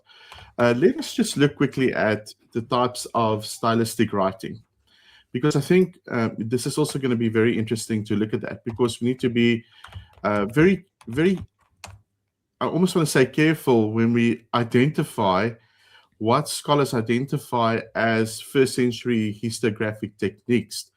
And the reason for that is simply we cannot impose a Harvard-style selection of ideas in writing these biographies and impose it upon the first century historiography and the techniques that were utilized. So let me just give you some of these types of stylistic writings. For instance, telescoping, which is compressing. This is probably one of the most common techniques where the author shortens a narrative to focus specifically on a point that was given, right? We, for instance, heard the example of the cursing of the fig tree in Mark chapter 11. I think it's from verse 12 to 20. And then in Matthew's gospel, it was also mentioned in chapter 21 that, we see that there's a definite, the roots, Matthew said, with it from that very moment where Mark maybe adjusted that this happened a little bit later. Greg Blomberg notes that ancient biography, especially when they look at certain narratives, especially like this, when they actually write it and when they actually look at it, what we can see is that there's a prioritization of what is known as the theological impact of the event. So Matthew isn't fixing a mistake. He's simply streamlining the point because of what is given, for instance, in Jeremiah, the prophet Jeremiah, to show that God is cutting off Israel. So there's other things at play. And it's not just the story that is given to show its theological impact, but it's showing that he's not using a comparison which is directly related to the very details of Mark. He's rather making statements to serve the exact theological point that he is trying to make in that context. So that is very, very important. Here's another one that we can look at, thematic redaction, where authors reword sayings, for instance, to fit their own specific audience vocabulary. Now, this is something that happens very often in the first century, right? For instance, when we've heard this again in, for instance, Mark's gospel, the rich young rulers, in his account, where Jesus asks, "Why do you call me good?" The accusation was given that in Matthew 19, 17, the words is then given, "Why ask me about what is good?" And therefore there's this discrepancy. Mark Goodacre, because he was mentioned as well, and by the way, he wrote an excellent book recently on Matthew and John, which is very good to read as well. But he shows that this is simply known as editorial fatigue, or what we would call a stylistic preference for clarity. So it does not, here's the thing, guys, it does not change the core historical encounter of the event.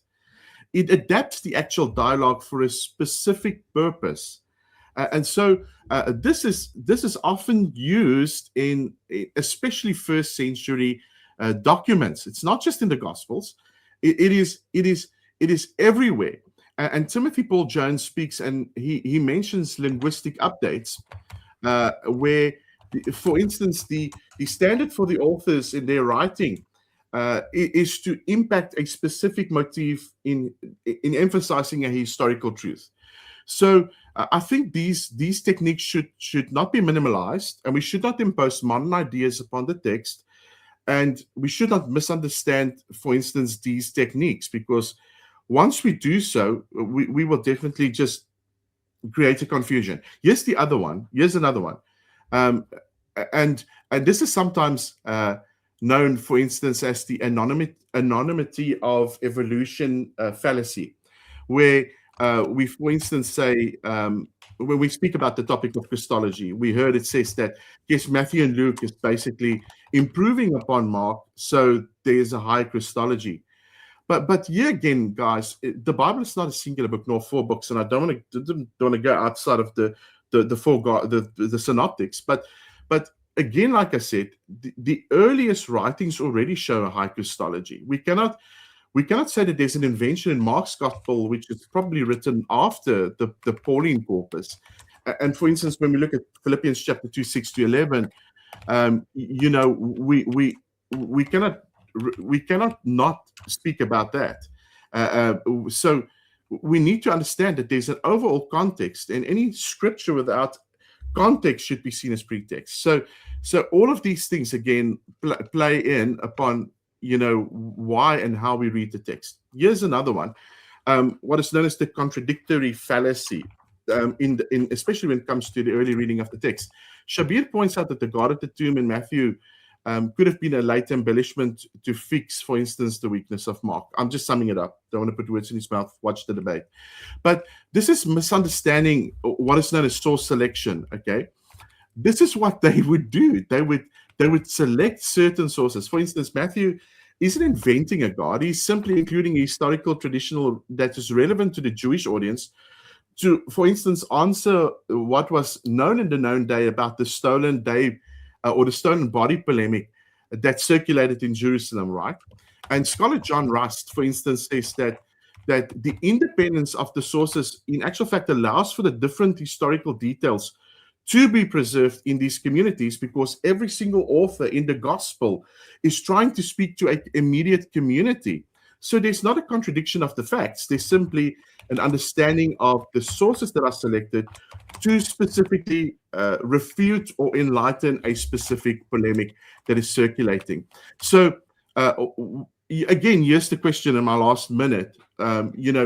Why are these literary devices important? Well, they are important because when we read these texts, and we do not read it with a skeptical lens, but we try to say, listen, there might be different elements that might be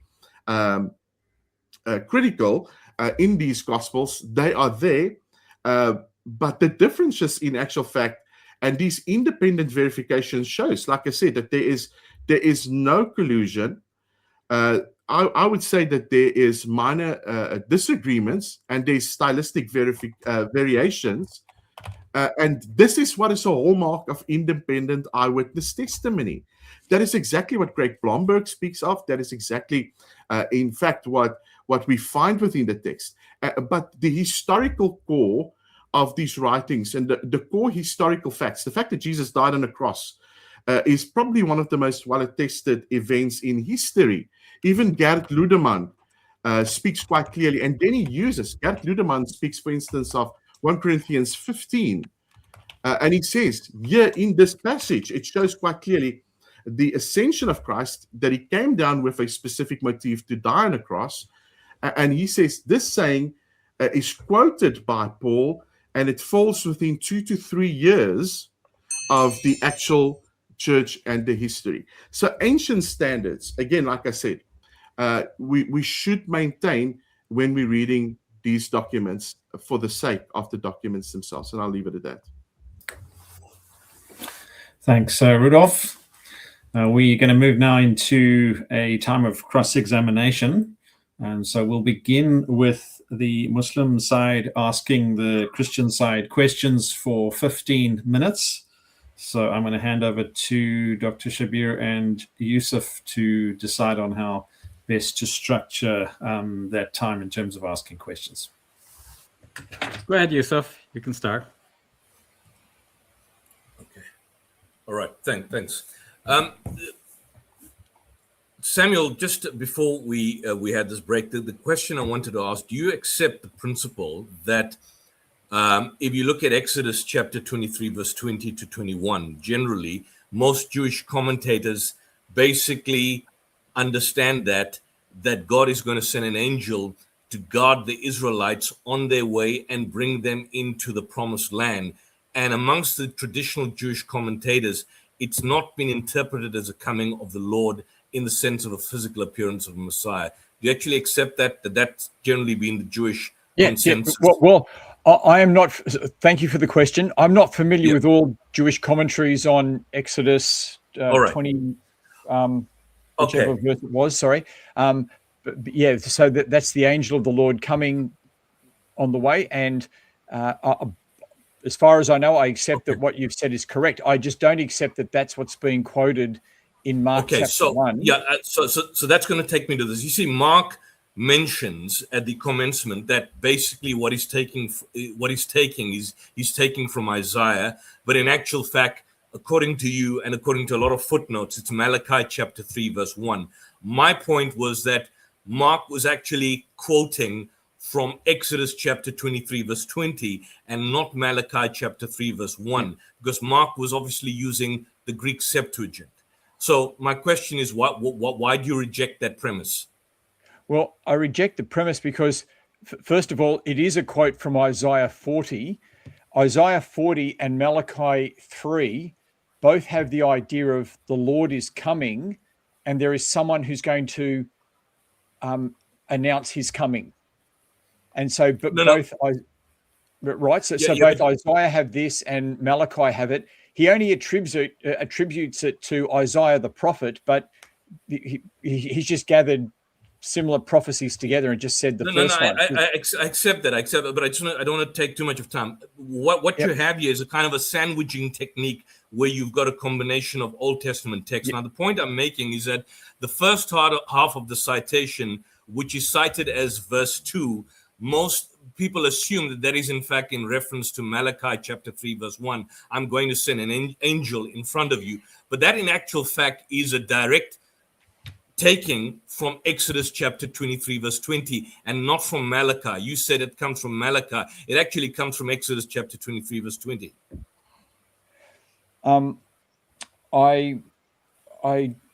I don't. Okay. Well, let me just give you an example. Dave, can you just put up the screen? Dave, can you share my screen here? Can you just share the screen, Dave? I've given something for you to share. If you can just share the screen that I've got in front of me. Can you just share the screen? Yeah. If you look at the screen there, right now, I've just looked at this. If you look at Brenton's Septuagint, the translation, and I've got the transliteration here in Exodus chapter 23, verse 20. Directly, it's from combining it with Mark. It's idu ego apostolo ton angelon mopu prosopu, meaning I will send my messenger before your face. In Mark chapter 1, verse 2, it's again idu ego apostolo ton angelon mo prosopu so, meaning I will send my angel before your face. That's Malachi. Malachi doesn't have that as all. So Mark is actually taking directly from Exodus chapter 23, verse 20, and he's not quoting from Malachi and then wrongly attributing it to Isaiah. And the point I'm making is that Exodus chapter 23, verse 20 was not in any way a kind of a reference to this messianic figure or some sort of divine representation. Most of the Jews basically identified just simply as an angel and not in any way. Can I hop in here? But my point I'm saying is that why is there a misrepresentation here? Because it's not from Malachi. It's directly from it. That portion's from Exodus. Can you please? I've got two things. So first of all, I'd like to see the Greek for Malachi. So that'd be interesting to see what that says. Yeah. Because without comparing it to Malachi, I can't say. But secondly, even if I take your view, when you keep reading in Mark, it's saying that the messenger is John the Baptist, and the one that is coming before his face is the Lord. So even if we take it as a quote from Exodus, it's still positioning Jesus as the Lord and the one who comes before him as John. So it confirms the Christian position either way. But you've raised an important point, but I'd like to look at Malachi as well. Yeah, well, the point I'm saying is that what the Markan gospel is effectively presenting, if you look at it from that perspective, that's from Exodus, the Markan gospel is basically then saying that this is a kind of a new Exodus involving both John the Baptist as a messenger and Jesus as a kind of a new Moses that's basically arriving on the scene. Because had Mark intended to communicate the idea, which I think both you and Rudolph was making, that, that kind of kyrios of the Lord in verse 3, somehow or the other God, he could have done it by kind of leaving the language of the Septuagint intact. But you've got your kind of a deliberate alteration, and you've got a kind of a triple combining of texts, and where people even assume that it's in reference to Malachi, that actual portion of the verse which is in reference to Malachi is not in it's not a duplication of Malachi. Rather, it's a duplication exactly of what is found in Exodus chapter 23, verse 20. There's a similarity to Malachi, but it's actually different. So I'm saying that Mark is appropriating what is found in the book of Exodus, and he's making another point, which is that this is now a new messenger, and John the Baptist, and he's heralding a kind of a new Moses on the scene. So to assume, based on that this is a kind of a high Christology is basically erroneous, because in Exodus, Yahweh is speaking about Israel during the Exodus, that he would send the angel before them on their journey. And Mark appropriates his words, applies them to Jesus, but then he says he takes it from Isaiah. So it's quite clear that there's some form of confusion here on the right of Mark. Okay, hang on. So, well, I'm meant to be answering the questions, and you need to let me answer. All right. It most certainly is a quote from Isaiah as well. There's no doubt about that. The voice of one calling in the desert, prepare the way for the Lord, true. make a straight path for him. That is Isaiah 40. That's just what it is. Now, I take your point, and that was very interesting. So I've learned something here today with the quote from Exodus. I think it was 24, you said. But as I said, Exodus 23:20, yeah. 20. Even if I take that, and then the way that Mark is applying that to Jesus, John is the messenger in that. So if we take that verse and say Mark is now using that to describe Jesus and John the Baptist, well, John the Baptist is the one preparing the way for Jesus, and so Jesus becomes the Lord from that. So either way, you still get a high Christology. No, but he's not using the word kyrios in the sense that he's attempting to compare it with Yahweh. He's not using it in that sense. He's using the word kyrios of a different kind. And if you're referencing Isaiah 43, the only thing in Isaiah 43 is a voice of one crying in the wilderness. That's not Rudolph, go ahead. Yeah, sure. Yusuf, I want to affirm what you say, and then I also want to refute what you say. So let me give you the theological perspective. I agree 100% with you that when you quote Daniel 7:13, in ancient Near Eastern context, sitting at the right hand of God could mean that it's a monarch or king, like you said, that shared the authority or divine status. No doubt. You can fend for that. Unitarians love that. That's great. But when you look at the Son of Man imagery, where Jesus also speaks quite clearly, and he says he's riding on the clouds, that prerogative alone, according to Psalm 104:3 and Isaiah 9 verse 1, is reserved to Yahweh alone. And the interesting thing is if you look at the reaction of the high priest in Mark 14:62-64, the reaction immediately was one that he tore his robes because he believed that there was a commitment of blasphemy. So that is the distinction. Yes, there is both the royal depiction of the one that's been handed the authority. No doubt that is synonymous with some of the readings of Jesus taking authority and practicing that authority as the perfect man. But the one that rides the clouds, the one that is seated on the throne of heaven, putting those two together, is placing Jesus on the same level as Yahweh. And that is why he was crucified.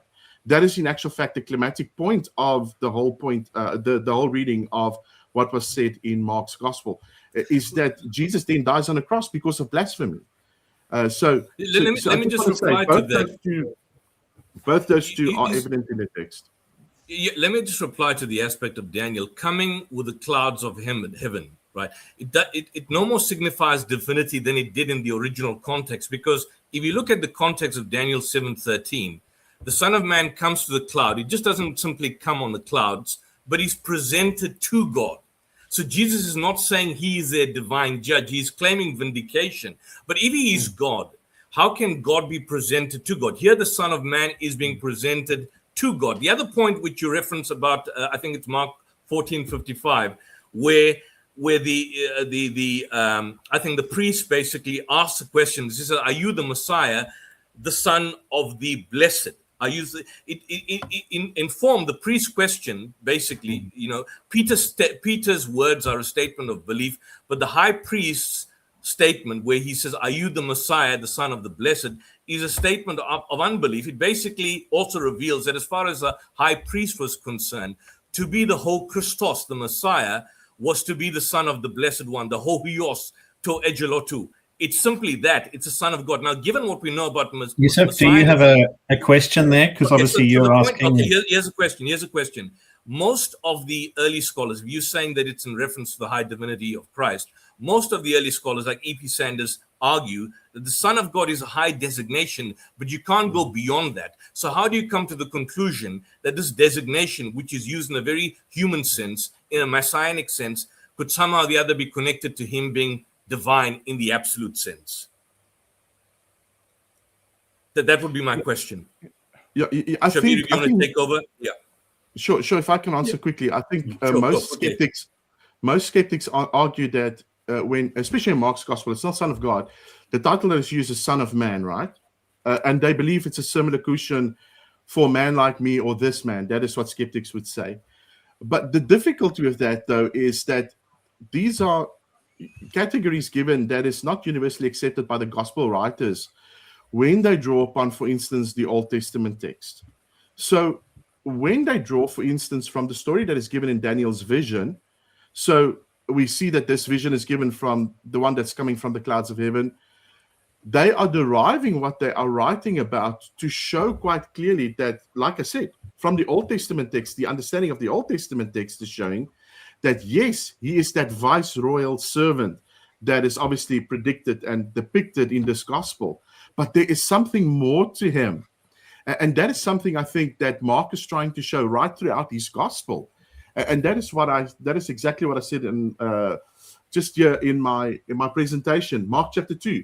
Mark is showing slightly Jesus forgives sins. Mark 4, he calms the storms. Mark 6. And by the way, that calming of the storm echoes Psalms 107. So Mark is using the Old Testament.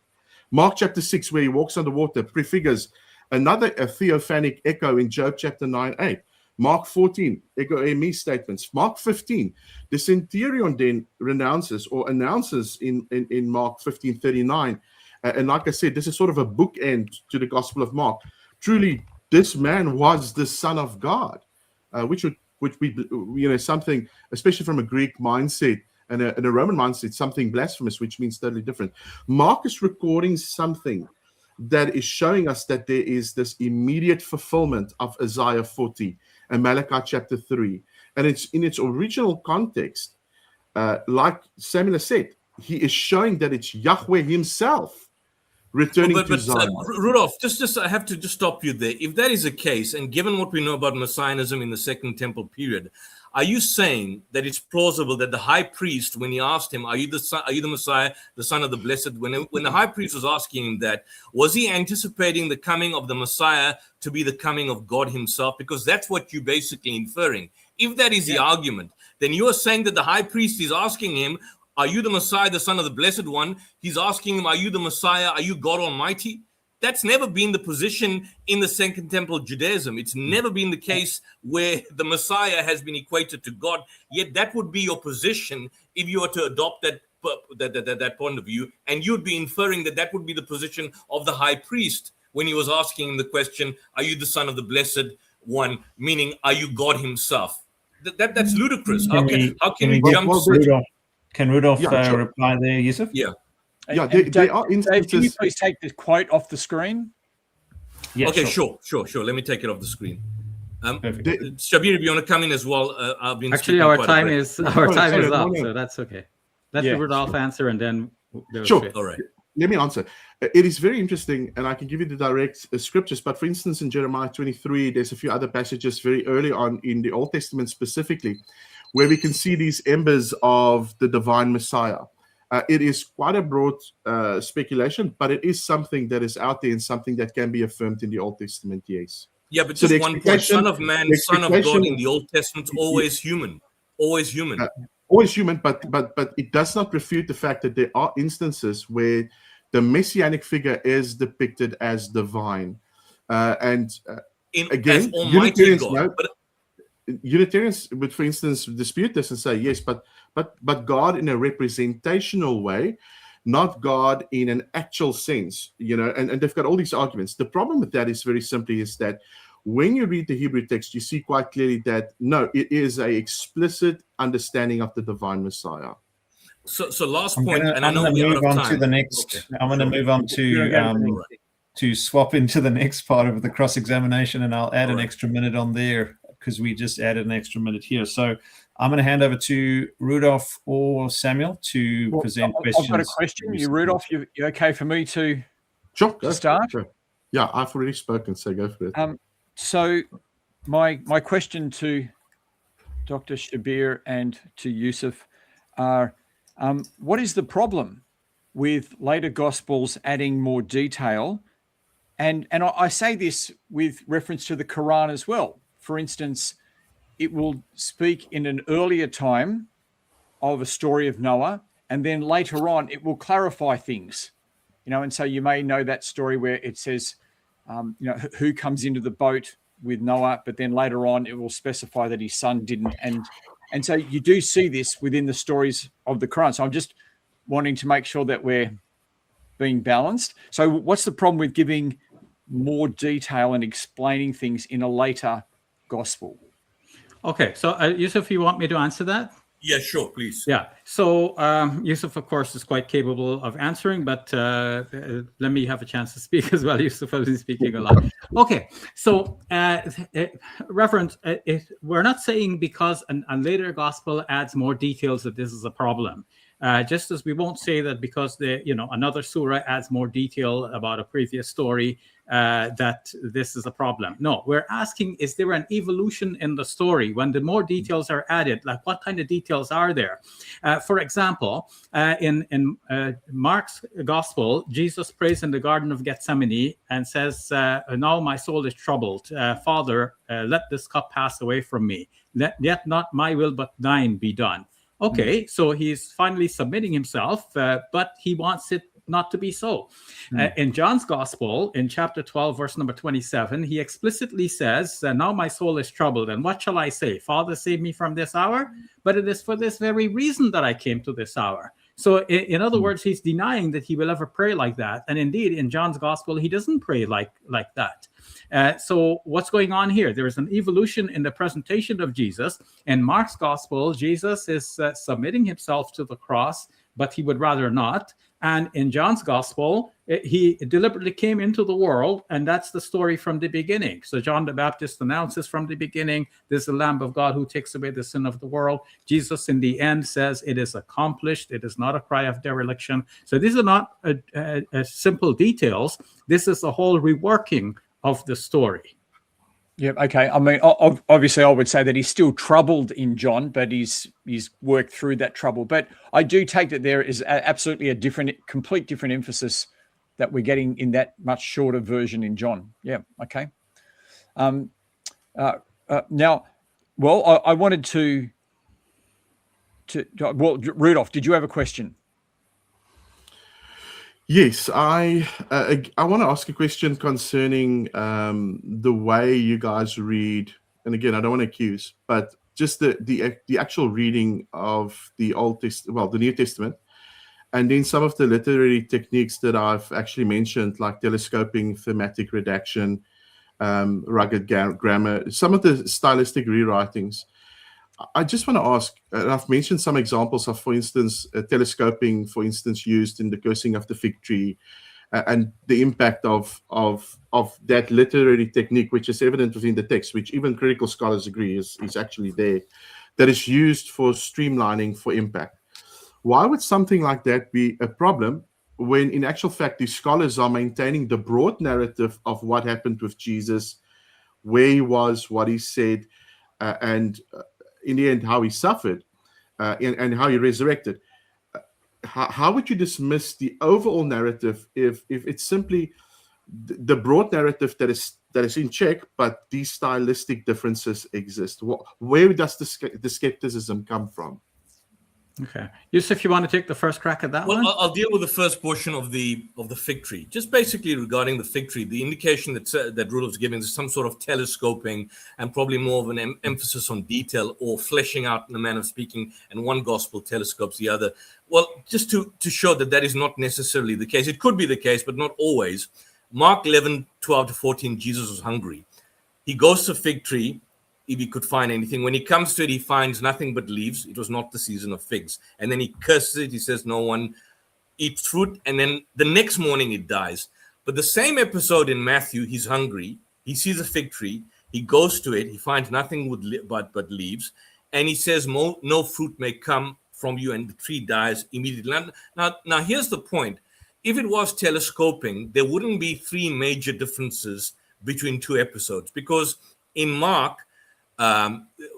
says that Jesus goes to the tree and he goes to see whether perhaps he could find anything on it.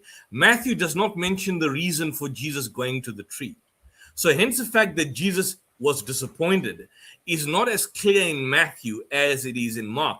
Matthew, on the other hand, does not mention that it was not the season of figs. Mark mentions that Jesus found nothing but leaves, for it was not the season of figs. So from Mark's gospel, the impression is clear that there was no problem with the tree.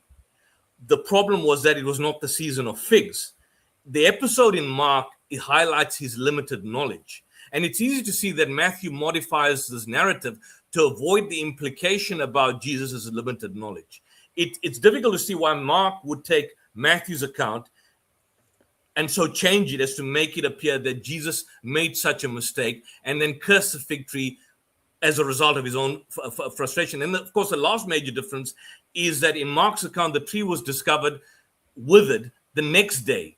But in Matthew, the power is that he makes it cursed, it withers immediately. So it's again clear to see that Matthew, number one, he magnifies the power of Jesus. And there's no reason for thinking that Mark want to minimize the power of Jesus. And the other point is that the ignorance which is found in Mark's gospel is no longer found in Matthew's gospel. So that goes simply beyond the aspect of simply telescoping. Shabir, you want to just wrap that up? No, I think we don't need to belabor the point. I think Yusuf said it succinctly. I agree with what Yusuf said. Okay. I've got another question. So if we're looking at the story developing and being embellished, then one of the ways that critical scholars will say this happens is with the virgin birth accounts in Matthew and Luke, that Mark doesn't have them. Matthew and Luke do have them, and that this is an embellishing of the story. What would you say then for the Quran taking over that account? And I assume you'd want to say authenticating those that embellishment in inverted commas. Yeah, so I can say two things about that. First, if we take the virginal conception as a necessary Muslim belief, then a Muslim might reply that while we are looking at these trends as a whole, and we are going with the scholarship that shows that there is this development over time, not every instance of such a demonstration of development is necessarily true. It might appear to scholars outside of the Islamic faith, if they didn't have the Islamic faith as a background, they're looking at this as one of the instances of development. But with our Islamic faith, we would say, okay, this is not one of the instances of development, because we would believe presupposing that Muslims have to believe this, we would believe that Jesus was conceived of a virgin, conceived by a virgin, and this is not one of those instances of development. So this must have been the story from the start. Now, if I answer in a different way, and this is now to start with the question, to what extent are Muslims required to believe that Jesus was conceived virginally? Now, it is very common that Maryam is referred to in Muslim circles, especially in the Arabic language, as Maryam al-Azra, Mary the Virgin. But does that mean that this is a title that is given to her in retrospect out of honor for her, because the Quran says that she had preserved her chastity, meaning that she was a virgin up until marriage? And then after marriage, she obviously, like women in general, she would go on to motherhood and would no longer be a virgin. But she is called a virgin in response to those who were accusing her of something, which the Quran called buhtana nazima. They accused her of adultery, and that through adultery she got her child. And the Quran is very clear in preserving her chastity. And so Muslims in general refer to her as Mary the Virgin, not necessarily meaning that she was a virgin at the time of her conception. Now, in the Quran, the story that is told about Mary in the 3rd chapter and also in the 19th chapter seems to mirror much of what is there in the Gospel according to Luke. However, when one reads the story in the Quran very carefully, one does not find that there is any emphasis on Jesus being conceived virginally. Sure, Mary protests, how can I have a child when no mortal has touched me? But this would be the protest of most girls in that traditional sort of environment. You go to a girl who is probably 12 years old, as Mary was at the time, probably was, and you say to her, well, you're going to be a mother soon. And she says, well, how can I be a mother? I'm not even married. And she's blushing in the meantime. Now, of course, people by this time know the mechanics that they are going to get married and they're going to have children. But of course, that is the natural response of a virgin girl in that traditional setting.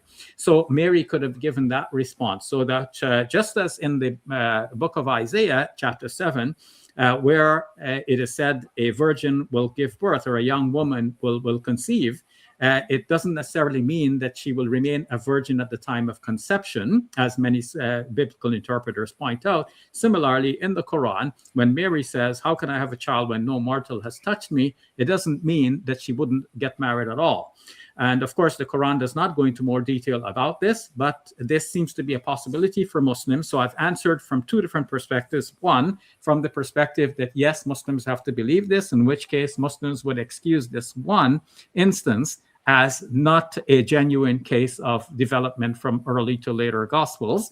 And from the perspective that Muslims do not necessarily have to believe that Mary was a virgin at the time of conceiving Jesus, then, of course, Muslims would be open to the possibility that this is also one of those instances where the later Gospels developed the story from the way it had appeared in the previous ones. Maybe Yusuf wants to say something about it. Yeah, just one last sentence. I know I don't want to take Samuel time. It's not in John. You see, it's not in Mark because it's too miraculous. But it's not in John because in John there's an emphasis on Jesus's eternal pre-existence, a divine cosmic being. So having a miraculous origin would obviously go against that particular narrative. So it's not in Mark and John, but it's not in Mark and John for two different reasons. Mark because it's too miraculous, in John because he's already the eternal Son who became flesh. So to put it there as a virgin birth would, in a sense, deteriorate or basically lower the idea to have a genealogy and all of that, which you find in Luke and of course in Matthew. That would the point be. So there's different theological goals at play, both in Matthew, Mark, Luke, and of course in John.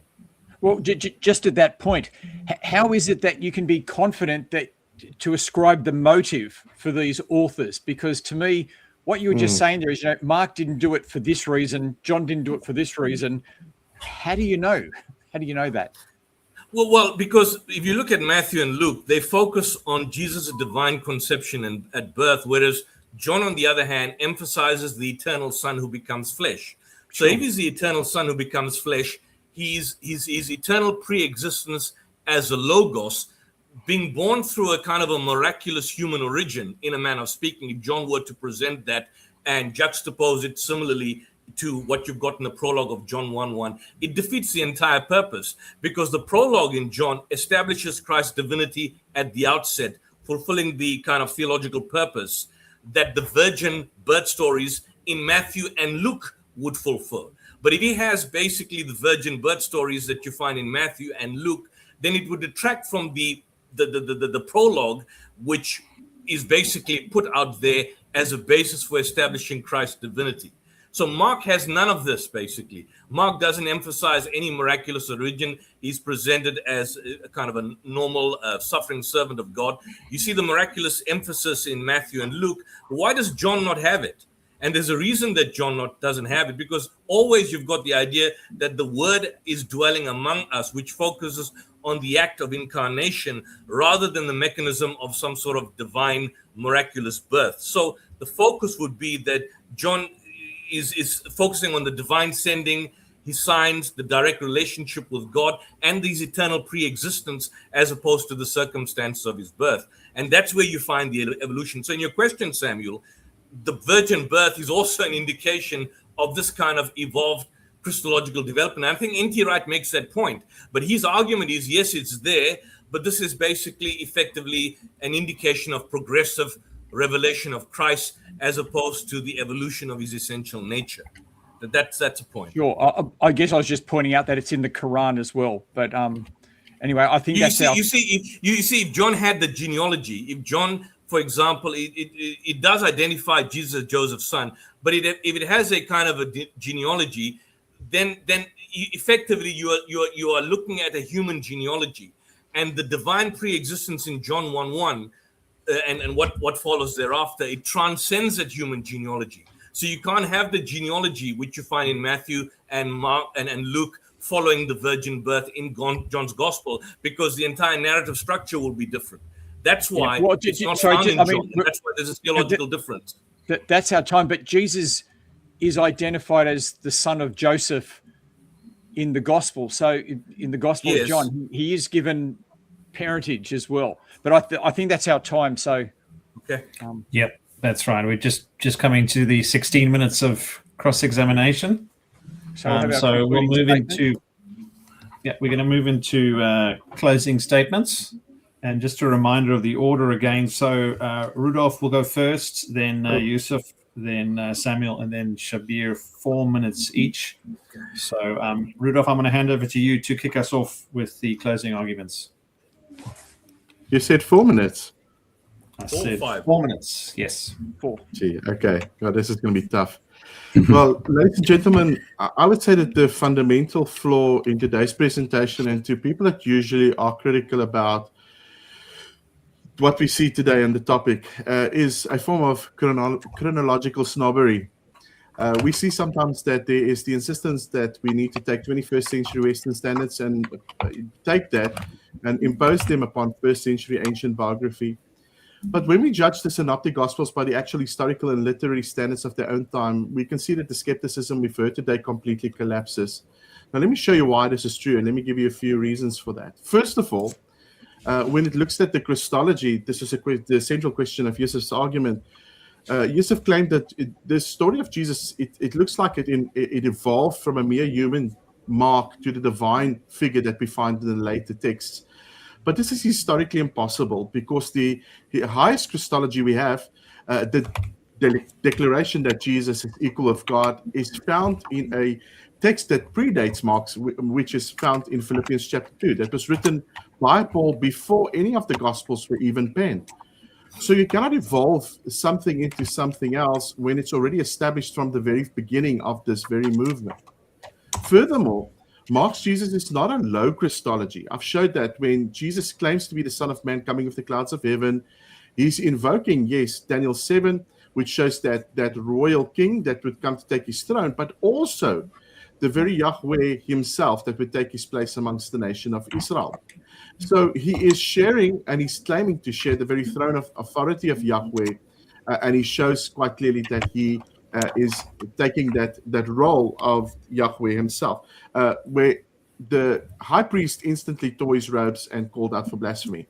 Second, the point was made that there's a difference in the text, like the timing of the withering fig tree, or the centurion that came to Jesus directly, or sent elders, and there was the words used that there was a contradiction. But I've shown that scholarship shown us that this is a category misunderstanding of ancient historiography. What they call errors, actual historians actually call telescoping, thematic redaction, stylistic rewriting, etc., etc. So Matthew condescends and condenses Mark's stories, for instance, to highlight a theological climatic point. And so we can expect that for all of the other gospels.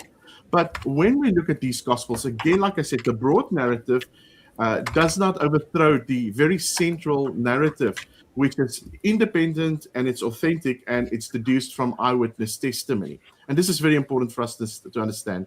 And third, the last point, they argue, for instance, that Matthew invented details like the guards at the tomb, and then other authors are trying to fix the holes in Mark's narrative, etc., etc.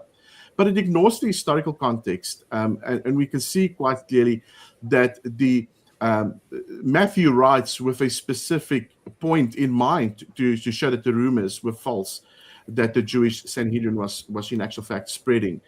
So this is just simply known as the legendary embellishment fallacy.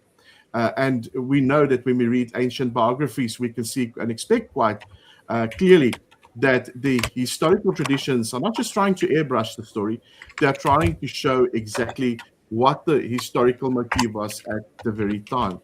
So let me also then just say lastly, in my last 17 seconds, if the early church was orchestrating a massive pious fraud to evolve Jesus into a god and fix the historical discrepancies, why don't they leave us with 4 different gospels that still disagree? That is simply not the case. They did not simply smooth out or perfect the narrative. They deliberately chose to preserve 4 distinct voices. And they were unharmonized. They were messy. But they were showing the complexity and the differences, but the story of Jesus being perfectly intact. And that is the core reality of the stories that we need to look at. And I'll leave you with that. I think that's 4 minutes. Dave? Thanks, Rudolph. Yep, Or do I have perfect. a minute left? No, you've done your 4. Okay, I would give you a minute, Rudolph. thanks. Yusuf, I'll let you move into your 4 minutes of closing argument. Thank you for that. It's great discussing with all of you. I've learned something new from Rudolph, something called chronological snobbery. I'm certainly going to use it in the future in my discussions. Just want to start off with a kind of a brief summation that I think all of us accept Markan priority, all of us here. And that's the accepted scholarly theory that Mark was written first and served as a primary source for the Gospels of Matthew and Luke. But the very existence of Markan priority creates a synoptic problem. That is a close relationship between the first 3 Gospels by highlighting how Matthew and Luke refined or elaborated on Mark's shorter narrative. Now, it's only the development of Christology, meaning the progression from the lower, more functional Christology in Mark to a more developed Christology in Matthew and Luke that is considered by biblical scholars to lead to give us this whole idea of Markan priority. That's how Markan priority emerged. So you can't accept Markan priority and not accept the argumentation that led to the conclusion. You accept the conclusion, but you disagree on how we come to the whole principle of Markan priority. Markan priority exists because of the identification of the fact that there appears to be a kind of an evolution or a different way in how Jesus is presented. Now, I made the point that many conservative scholars, N.T. Wright being one of them,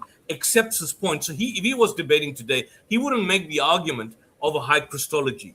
He would argue, as we are arguing today, that yes, Mark presents a very humanly idea of Jesus. He would obviously believe in the divinity of Christ, but he would argue against a kind of a static portrayal where Jesus pronounces his divinity at the commencement from day one. He will say, as many evangelical scholars would argue, that there's no theistic evolution or there's a progressive revelation aligned for the idea that Jesus entered human history, consciousness, manifestation. then increased in wisdom and in stature, rather than a preset script played out. What you are saying, what my friends are saying, is that, look, there's a preset script, that there's a high Christology from the outset. And even the conservative Christian scholars don't make the point. And I'm saying that from a missionary discourse, it's a poor apologetic. If you were to adopt the position by conservative scholars like N.T. Wright, and I think even to an extent Richard Barkham, they would make the very point that this theistic evolution, progressive revelation, but this in no way indicates that Mark has or starts off with a high Christology. Rudolph's making the point again about telescoping, and one telescopes the others. Evolving Christology is not considered telescoping because it represents, this is the point, it represents a developmental narrative process rather than a static collapse of time. Both concepts, deal with interpreting Christ, but they differ in their view of how prophecy and in history, in fact, relate to Jesus. So it's not correct to say telescoping. We're not looking at it anachronistically. Modern evolving approaches, such as Tom Wright, they focus on the narrative continuity of the entire biblical story, and they argue that it's building towards a climax rather than collapsing the past, present, and future into one whole immediate vision. And that's what you're saying. You accept the conclusion of MARKAN priority, but despite accepting that, you reject the argument which leads you to the belief in MARKAN priority, and then you collapse the past, present, and the future into one entire vision by making the point that, look, high Christology was in Mark, and if we are arguing otherwise, there's a conspiracy. No, we're not even saying that there's a conspiracy. There's no conspiracy. This is how stories and ideas develop. So arguing that Matthew and Luke frequently modified MARKAN material to present a more exalted view of Jesus is not telescoping, but is actually seen as evolving the passage. The I am sayings, in the beginning was the word and the word was the thought, all of that. All this basically points to an evolution. I think the argument made at the end of the day is far more valid. I would appreciate if both my friends accept the conservative position, because at least they would argue they would agree with us, but they would differ in terms of what that would represent. They would say that's progressive revelation as opposed to a development of evolving Christology. I think that's a far more honest approach to adopt, and I'll leave it at that. Thank you. Thanks, Yusuf. I'm going to move on to Samuel for your 4 minutes. Over to you. Over here. So thank you, Yusuf and Shabir, for today. And I just want to start off by saying it's a pleasure to do this, and I've learned something. So Yusuf, your reference to Exodus 23 is something I'm going to have to follow up. So that's excellent. My concluding statements. First of all, I want to say with MARKAN priority and the discussion we've had, MARKAN priority and the synoptic problem or question to be solved is actually a good thing. It's not a negative problem. It's a good thing because we have Matthew, Mark, Luke, and John, we can bring them together and learn something of their history by comparing them to each other. As I said, one of the worst things that could have happened is if the Christians burnt Mark, Luke, and John and just kept Matthew. If that had happened, we couldn't take that step back and analyze the original sources. And so the fact that we're able to have this question, this discussion, is actually a really good thing and something that Christians should embrace. Now, I disagree with Yusuf saying that MARKAN priority automatically leads to development, and it came about from development. No, it didn't come about from any supposed development that happens. It came about from source criticism, from comparing the four together and just saying, look, we can identify sources. Interpreting those sources then becomes a different thing. But MARKAN priority is not based on any development. It's based on comparing these different texts and being able to identify their sources, and so being able to make a chronology between them. So I just disagree there. Now, my points were in my presentation that when we want to compare the Gospels, yes, you can compare the Gospels and say Matthew and Luke have changed Mark, and this shows some development.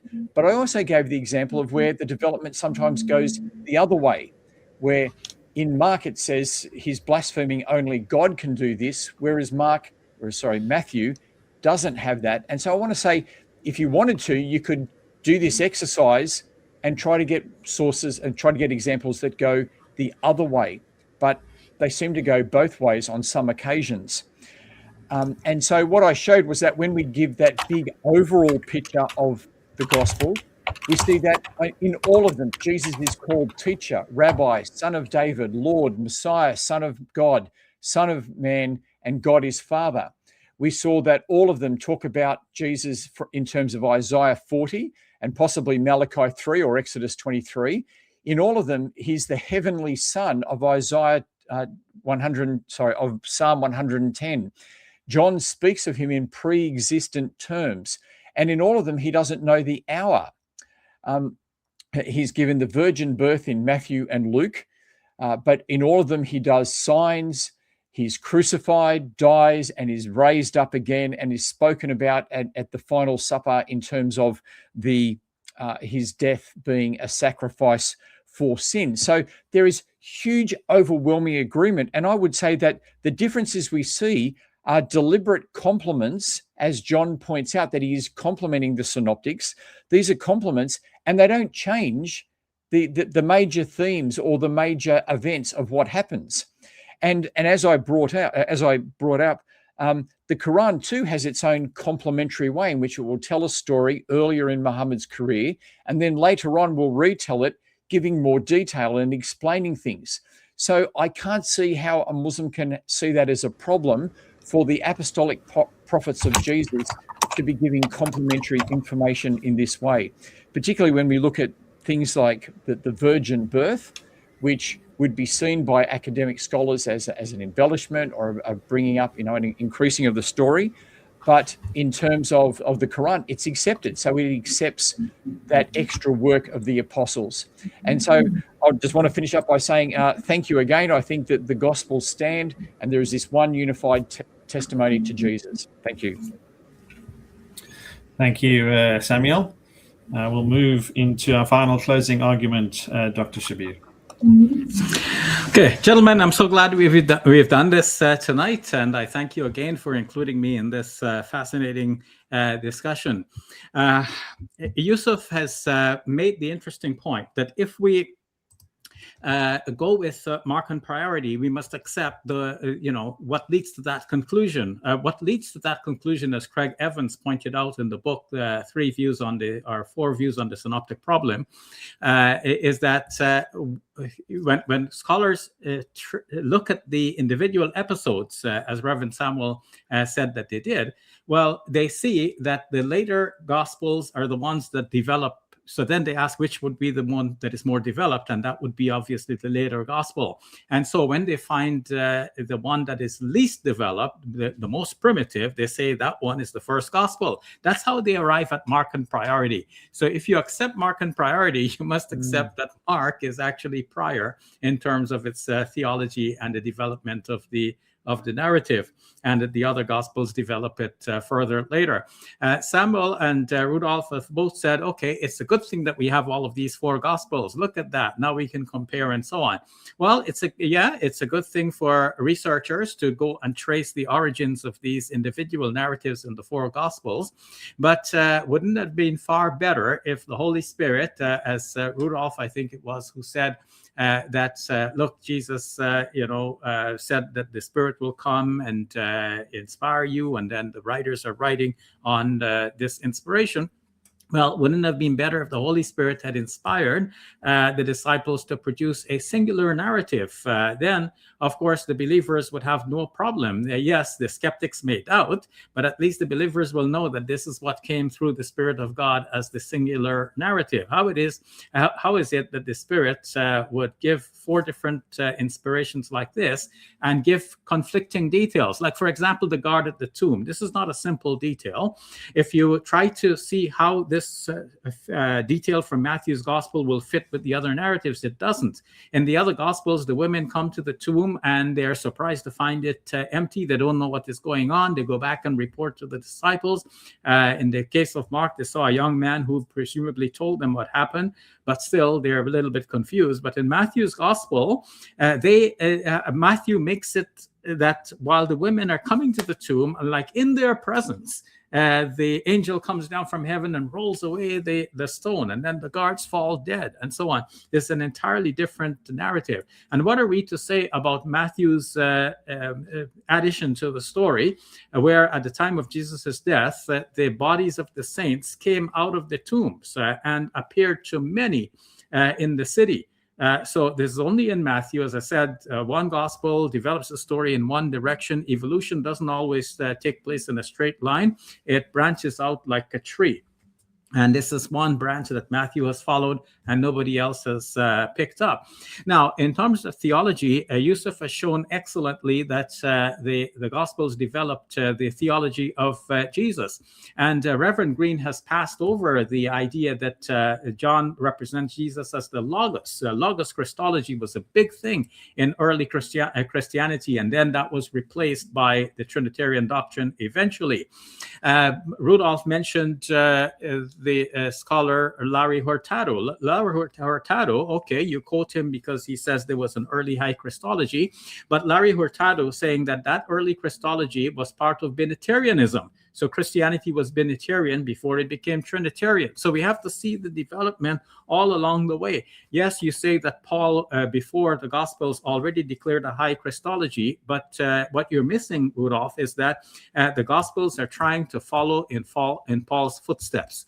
And in doing so, they have gone away from the teachings of Jesus, on whom be peace. So let's all go back to the teachings of Jesus by retracing how the stories developed about him through the four Gospels and reconstruct what Jesus really was. And to do that, very simply, just go to the Quran, because the Quran tells us the story about Jesus as a revelation from the Almighty God. Thank you all very much for listening. Thank you very much, Dr. Shabir. I do want to take this opportunity just to thank each of our speakers for participation today and all your preparation. I'll start off, Yusuf, thank you so much for getting up so early there in South Africa. It's always a pleasure. We will sacrifice our time for the Canadians and Australians. and thank you, Rudolph, as well. I know you're coming from the same part of the world, so thank you for getting up so early. It's only a pleasure to speak with you guys. And then Reverend Samuel, thank you for your time in Australia. It's a pleasure to be with everyone, and thanks for hosting, David. Thank you. My pleasure. And thank you, Dr. Shabir in Toronto. I know it's very late there. Yeah, it's been my pleasure. I want to thank you, David. I want to thank you, David. You've always been a great host. Yes, I second that, David. Absolute pleasure to host each of you gentlemen. And I also want to thank all who are listening online, who've joined online. Thank you very much for joining today. And I wish each of you a good morning, good afternoon, good evening, wherever you are in the world. Thank you, everyone. Bye-bye. Good speaking with you, gentlemen.